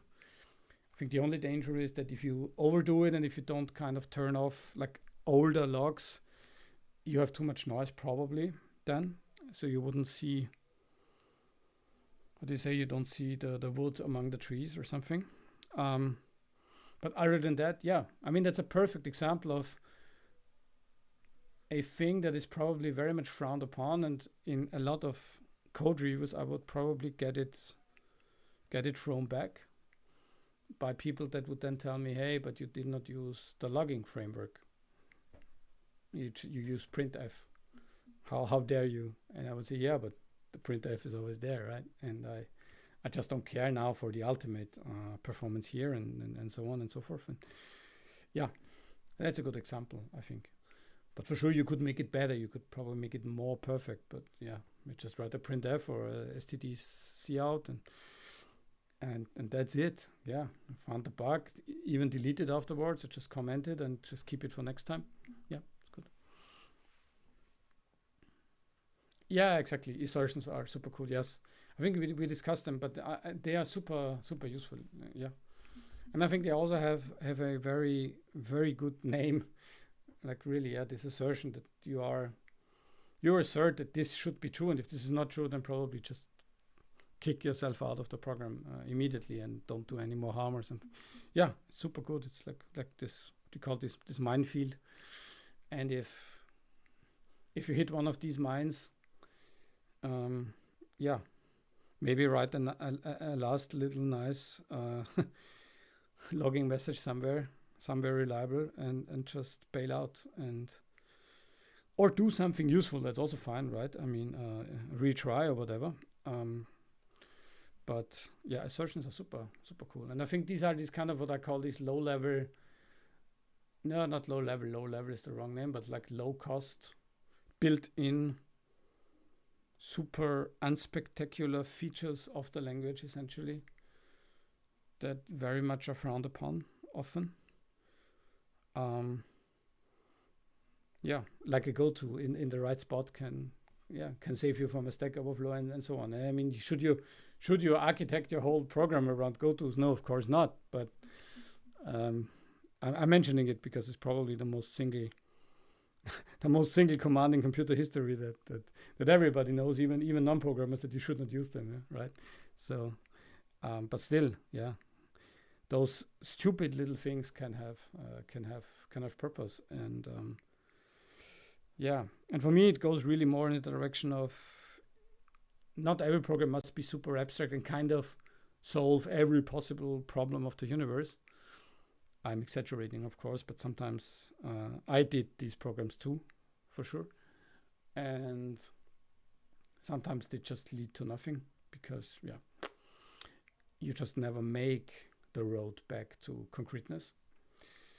And it's so complicated, the whole concept, the whole layering, and you mentioned in your opening statement that you overdid OOP, and there is so many classes probably involved in solving together one problem, and there's 100 problems, so you have whatever 500 classes, and they work together in a very sophisticated way, and this one creates that, and this one is made by a factory and stuff like this.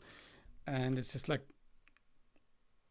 I've seen one or two talks at least where people say, well, you have the problem that is given to you anyway, right? You cannot change that.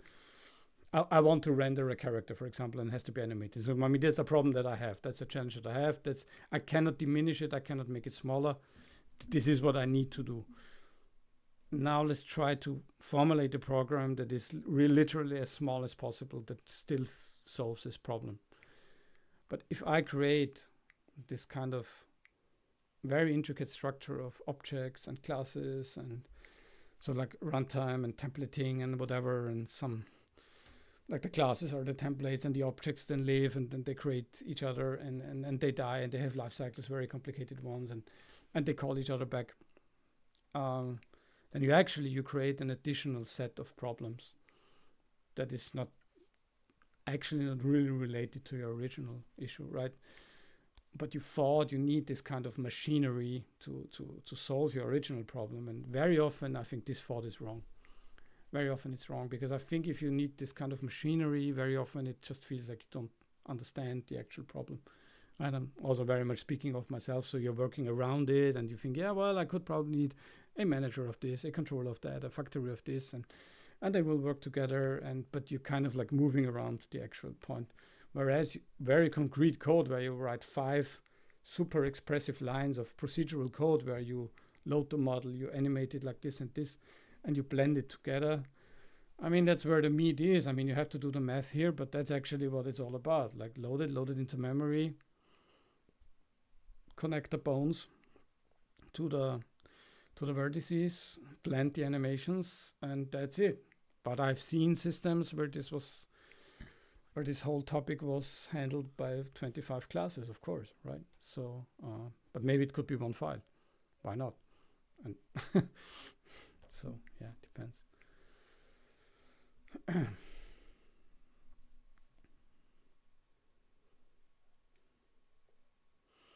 Yeah, and you're mentioning now the famous quote of the premature optimization being the root of all evil. Yeah, I fully agree. I fully sign it. Just because I've seen it myself. Yeah, absolutely. It's I think it's very much true, and it's very much speaking to the nature of human programmers, right? I think this is so if programming changes fundamentally in the near future, maybe, and if we as humans we are just really more prompting and being on a much higher level, then these things might not be true any longer, right? But this is as long as we are still rather low level. And even if you're writing in C or Python or Java, it's still kind of low level in comparison. It's not assembler, but it's still we are kind of obeying the rules of the computer architecture very much. And we need to be very strict in our syntax, and we need to write a program in the programming language still. It's not natural. And there, I think, as humans, we're not able to fully grasp the problem. So that's why any thought that leads to an optimization is wrong normally. 9 out of 10 times it's just wrong because we don't yet have the full picture. So I fully agree. Yeah. Yeah, Uncle Bob, and what is it? The clean code. Yeah, I mean, I'm fully open. I never really understood. I understood his books. For a long time, I thought I'm stupid, which still may be the case. But anyway, I first I tried to understand it, and I thought, okay, yeah, it also sounds good. It's called clean code. So I mean, who does not want clean code? I mean, who wants dirty code, right? But then I kind of more and more felt, anyway, is that even true? Like as that whole philosophy with this, whatever, it's like the solid principle, I think. And I think, yeah, they are not wrong, but I think they are also not always kind of right. It's just, yeah, I think it's the same like with any pattern. I think if the pattern matches very naturally, it's like an input-output test. Yeah, then just use it, and it's fine. And probably you would have come up with that so-called pattern anyway, and you've probably already did. You already invented it yourself anyway, maybe, because it was just such a useful thing and it was just very natural. But I've seen where people kind of try to write solid code now in that one file or whatever, and just they were kind of paralyzed, right? And it's just not, yeah. And I think it's kind of, I think if the rules to obey are much more complicated than the actual problem, I don't know if it's if the rules are good then, right?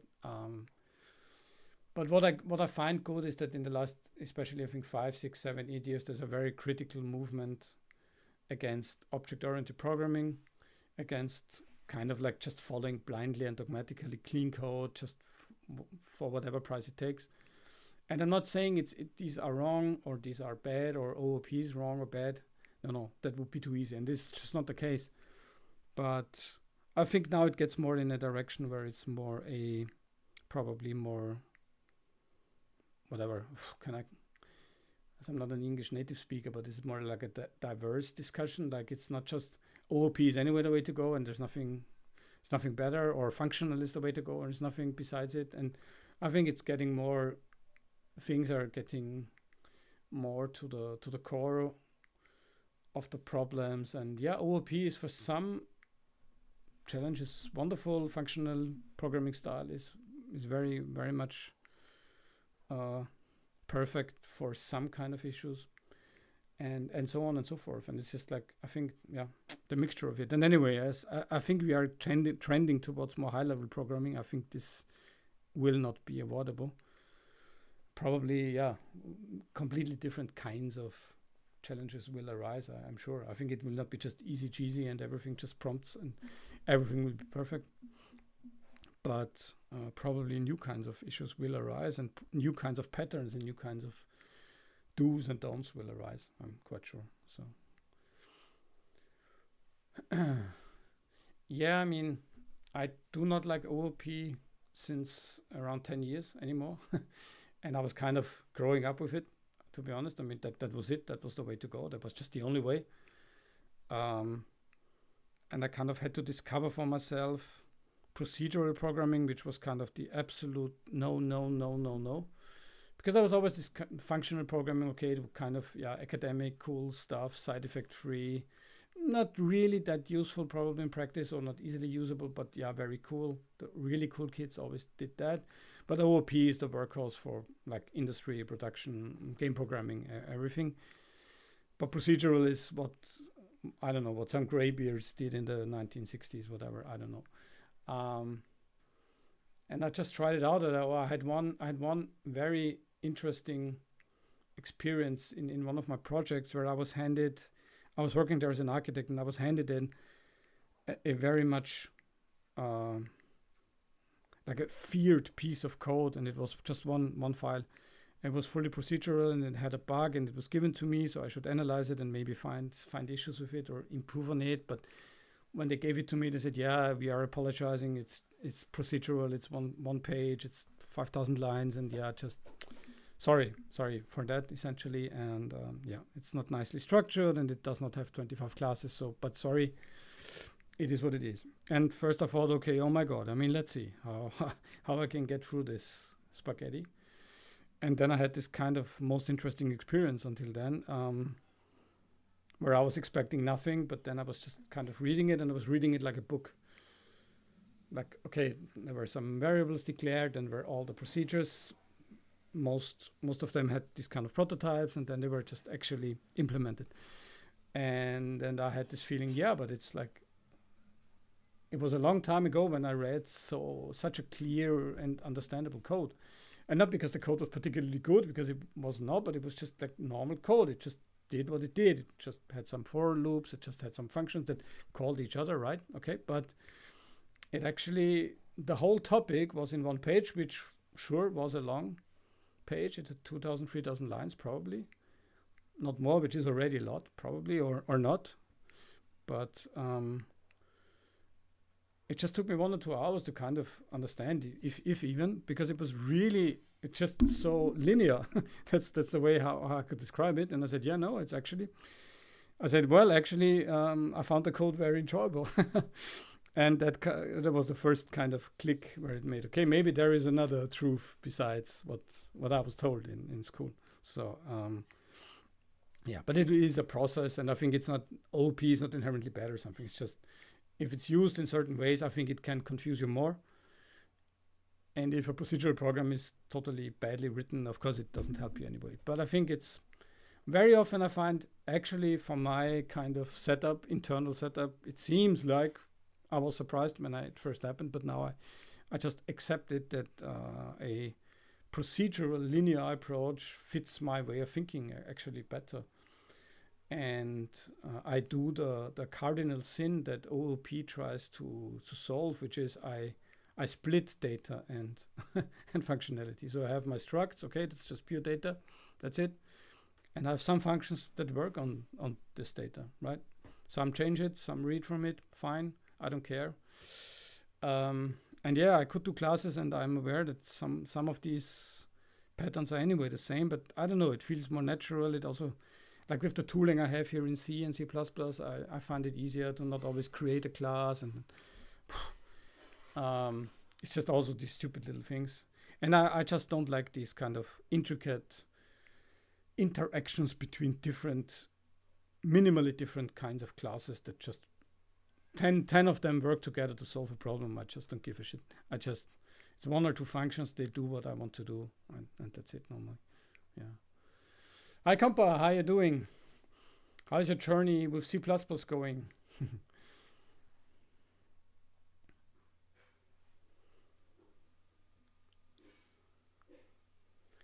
Yeah, sure. We can jump into that. And just one more sentence to Im. despite me doing this thousands of times, still doesn't read as easy as just typical sequential flow. Yeah, exactly. That's the same for me. It's just, I'll just go into the renderer DirectX. Okay, compa, something that you want to see, and you want to also see the HPP there. There's no real directly related HPP there. I think the main HPP that is connected here is engine H, right? Here is the engine header. It's quite long. And as I just mentioned, there's many of these structs. These are pure data. You see there is sometimes, because I'm just not consistent.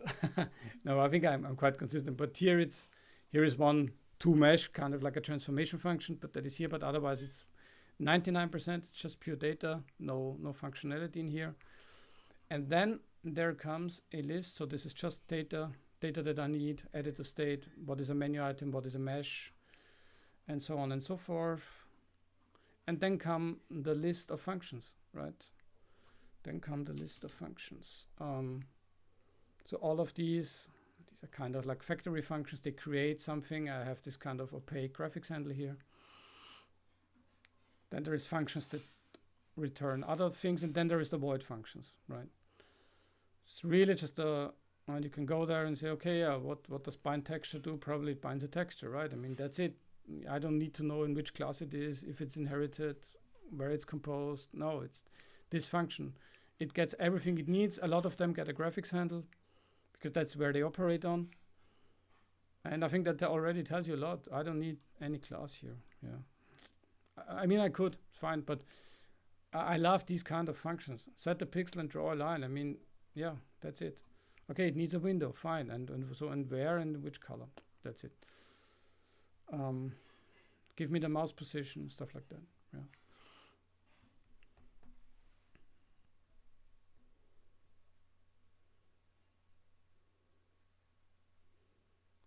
Yeah, this is super C style. So what I tend to do is, so I call my channel like, or the stream, a C++ channel, because first of all, technically it is, so I'm not lying.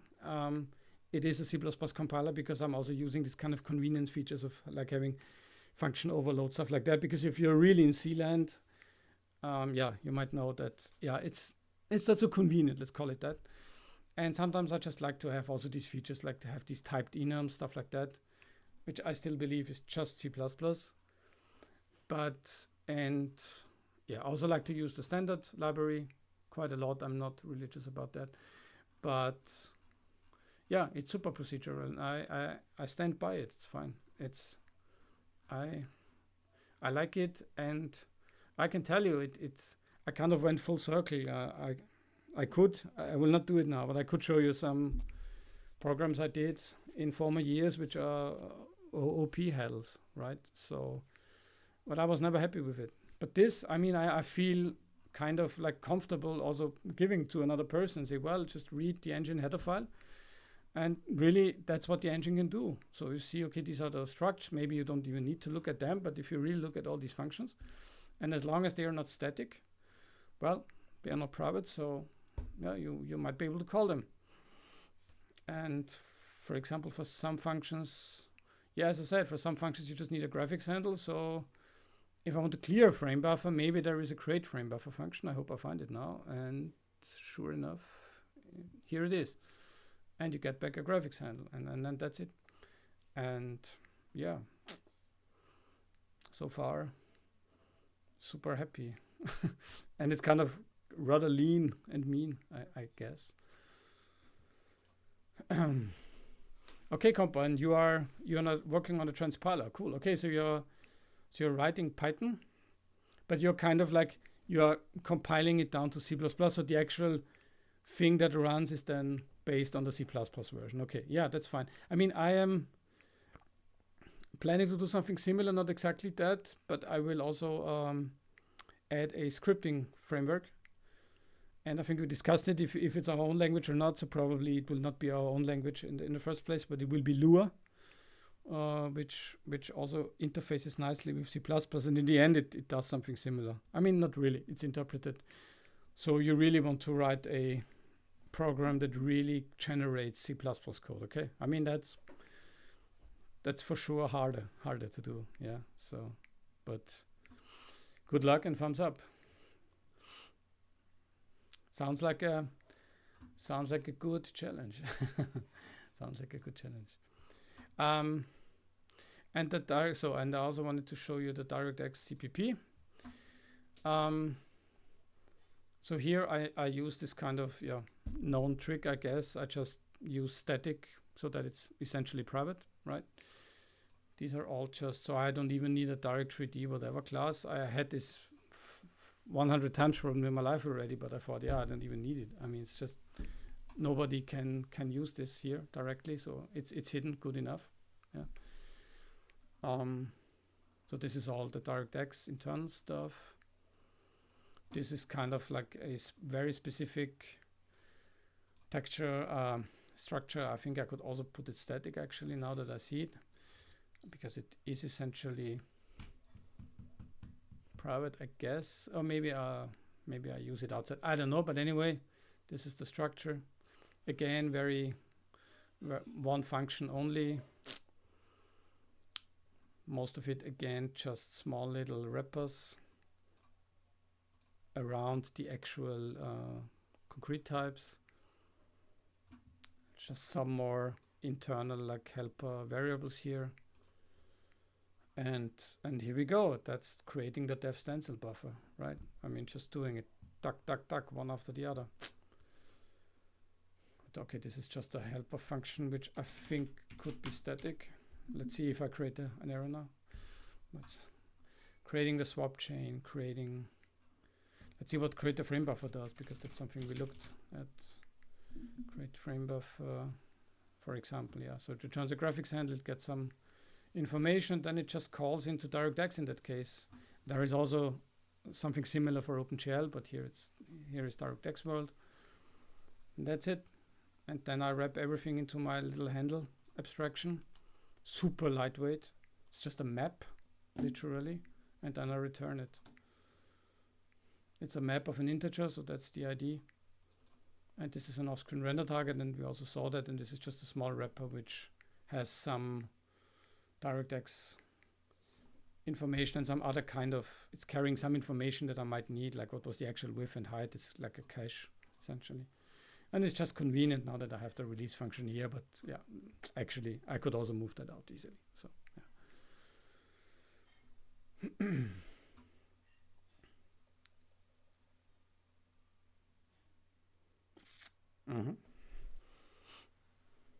Yeah. Yeah, it is very raw, and it is really on purpose. It's really, so it's also not, I will rework this. I will rework this into some OOP structure. No, no, I won't. Unless I feel like it. I feel like it makes sense. But no, this is already it. And if you look at the actual like code that's using it, it's probably also going to shock you unless you have seen it anyway. But it's like super linear as well. Everything starts here in WinMain. So, okay, I think this is kind of like the only class, or like where there's a real constructor. But it's also, yeah, I think I started with this class, but it's, yeah. I think probably that's probably the only class, and maybe that's not really, absolutely not needed at all, actually. But yeah, okay, I think that's, I started with this class, but then I found, yeah, I don't need it actually. So, but you have this window abstraction, that's it. And then this is again one of those API functions. I have my editor state, I create it, I fill it out.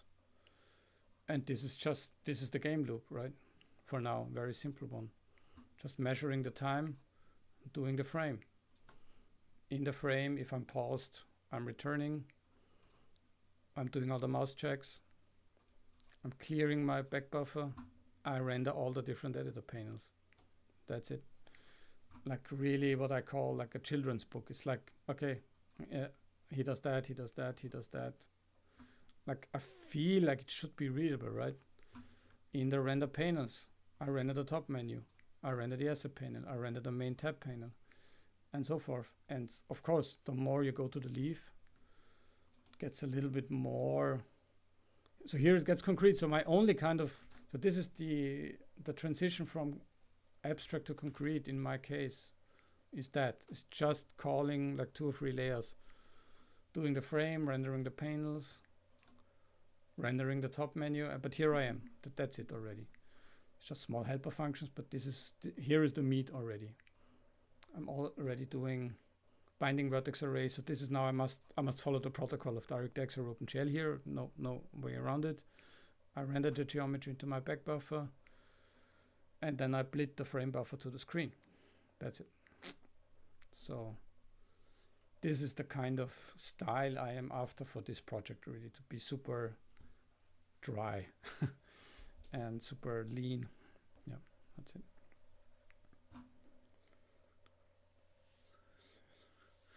Yeah, exactly. I mean, very often I had just this natural impulse to create an abstraction in my code for something that exists as a real life idea, if you know what I mean.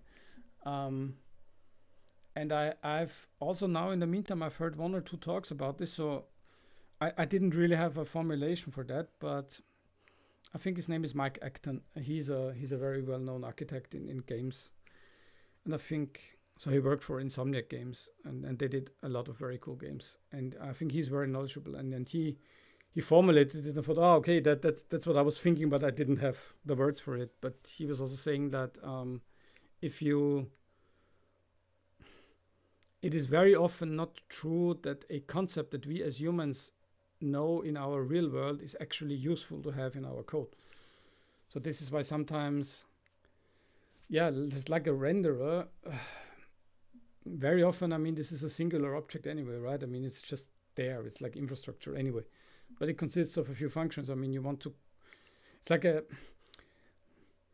I tend to now more see these layers as like they are kind of internal operating systems to me. They offer me, like really an API. And for me, the purest API is not a landscape of 25 classes, which I need to learn how to use them correctly. But I like to have a fucking list of functions. For me, that's a purest API, like the POSIX standard functions, right? Okay, that's 100 functions or whatever, however much they are. And I say, okay, yeah, I can print, I can read, I can write. Okay, yeah, I see. Okay. And now I'm asked to use them in a creative way, and that's what I like, and not like need 2 months to learn like a complete complex structure. So, yeah.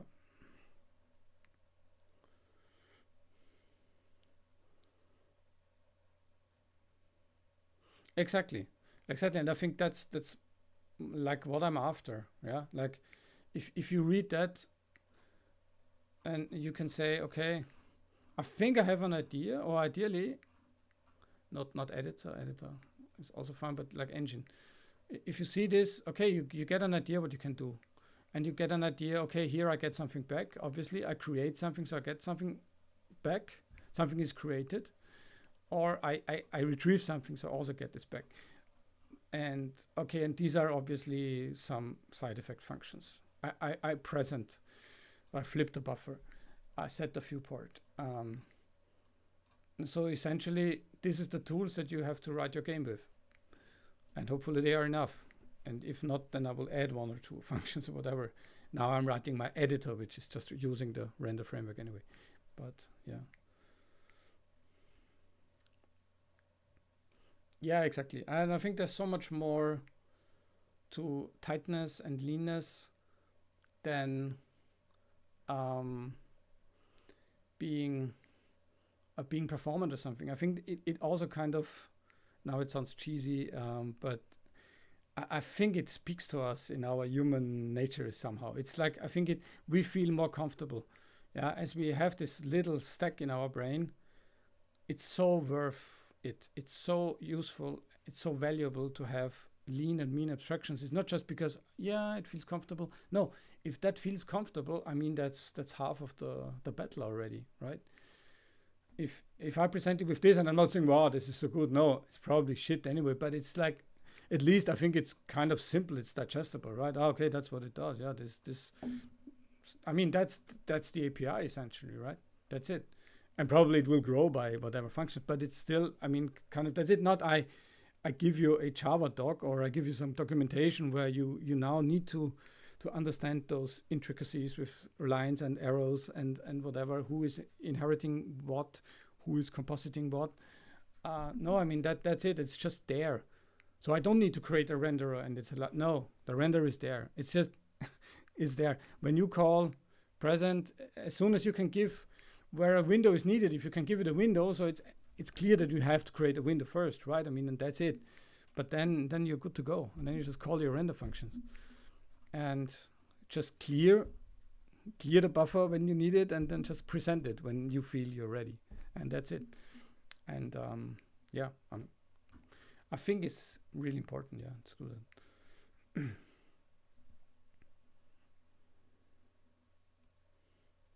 Exactly. Yes. And I think it's like to have these kind of small wrenches, small tools. It's like super important to build bigger functionality out of the super simple ones. I think, and I really try to be as primitive in the positive way as long as possible. And or another way to put it is to write code that is very much non-assuming, right? I mean, if you call present, it just does that. It doesn't, I mean, it's like, what does it do? It's really just, okay, there's two different kinds of swap chains. It's something that it internally knows. And it just calls on the swap chain present. That's it. If there is an error, okay, I write some stuff out and essentially I'm out. So you have to have some setup before, right? That's it. There's nothing assumed here. There is no hidden magic or something, right? And I'm telling this because I was one of those people that did this a lot. I thought it is convenient for a framework to know a lot and to assume a lot and to react to a lot of different cases for you, the user, often in hidden ways, but like auto magic, as we call it. And I completely abandoned this now. I think it's really right, the stupidest, unassuming code and the most honest code in the way that it does exactly that. Nothing else, ideally. Nothing else. And yeah, that's it. And probably at one point you can write if one of these functions fails or if an assertion fails, the program will crash. Just be aware of that. Fine. Okay. So that's a clear contract. No super complicated exception handling over 25 layers, shared, thrown around, catched, not catched, locked, thrown further between 67 objects. No, it's just that. You call it. If the assertion essentially is not what it is, what it should be, yeah, you exit, yeah, currently. I mean, that's it. That's that's a deal. Yeah.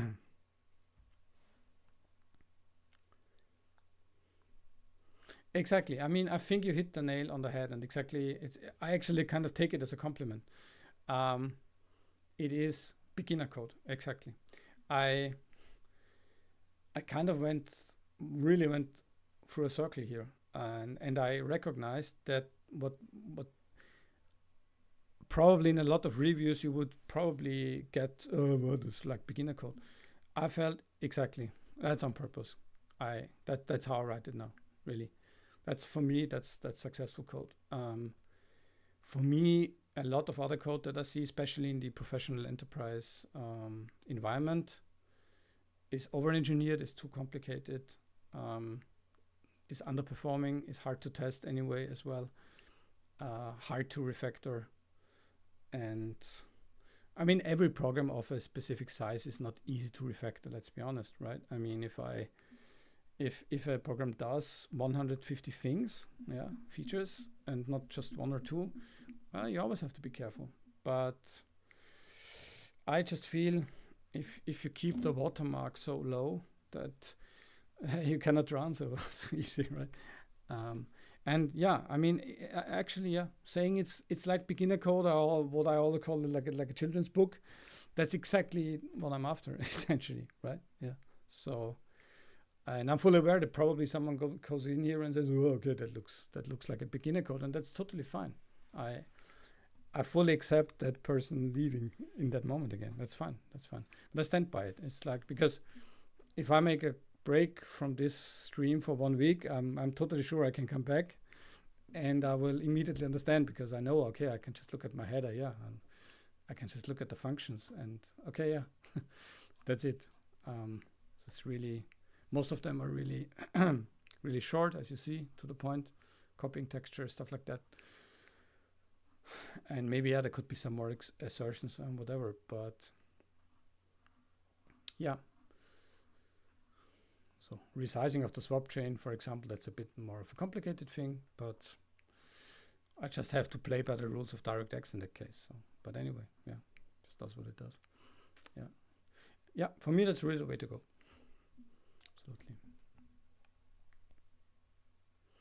Yeah, I mean, me too. I also prefer to debug this because, and maybe, or probably not, but very often when I'm in my ramblings about, okay, why doesn't this work? And I can try to think out loud, and I say, okay, where could it be? Because I know I have this kind of like easy abstractions where I render things or where I check input. And that's where I often say to myself, okay, like this is in the game object tree. So either it's in the rendering of the game object tree, or either it's where I check the mouse for the game object tree. It cannot be somewhere else, essentially. And there I put my breakpoint, and there I just, like, I look at the variables, if the width and the height is okay. And if it's not, then there is not such a big stack. There is not 25 objects that are creating this. No, it's just probably one other function that is setting these, and maybe they are wrong there already. And if you watch my streams, I don't find the bug always like in 5 minutes. Sure, not. Sometimes I don't find it in 1 hour. I mean, that's also still part of the game, but still, I think I improve my odds at finding things still with this. Yeah, exactly, absolutely, and especially in the code where I use it, like what I call the client code, like the actual editor, right? The editor main here, this file. There is these functions like render the game objects recursively. Well, I mean, it's just doing that. I'm just rendering this game object tree in a recursive fashion, and it was and still is kind of also the experiment. How far can I come? Also, like doing live coding, which is kind of especially kind of challenging, I guess. Like if someone is really watching your fingertips, like it also feels also more easy than to do that, because it's so linear, it's so sequential, it's so easy. I mean, easy, the overall concepts sometimes are not so super easy, but still, yeah, I mean, it's 1 or 2 layers of fors and ifs. Yeah, I mean, that's just the nature of it. And I think what I could do now is to kind of clean it up a little bit, and to kind of now, as I see those functions like evolving, to say, well, you see also on first sight, they look kind of similar. So probably there is some very lightweight refactoring possible to now refactor really just basic common functionality, put it into one function, and it's just called with some parameters, right? Like really first semester programming school, probably. But I think kind of this is the good semester. Then the rest was not so good. I feel, I'm just kidding. But it's, really keeping it super simple. And seeing how far I can come with that, actually, right? Because maybe I will hit a wall where the actual basic problem I need to solve is so complex that my naive approach kind of is outpaced. But I will see it, and I will know it when I see it anyway. So, but yeah. So yeah.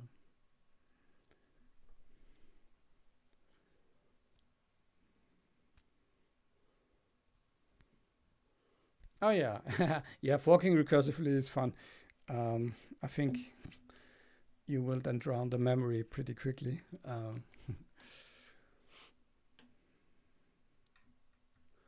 Yeah, that was okay. Now I read it, but I was saying that had actually probably the potential to even freeze and then kill your PC, probably, right? Yeah.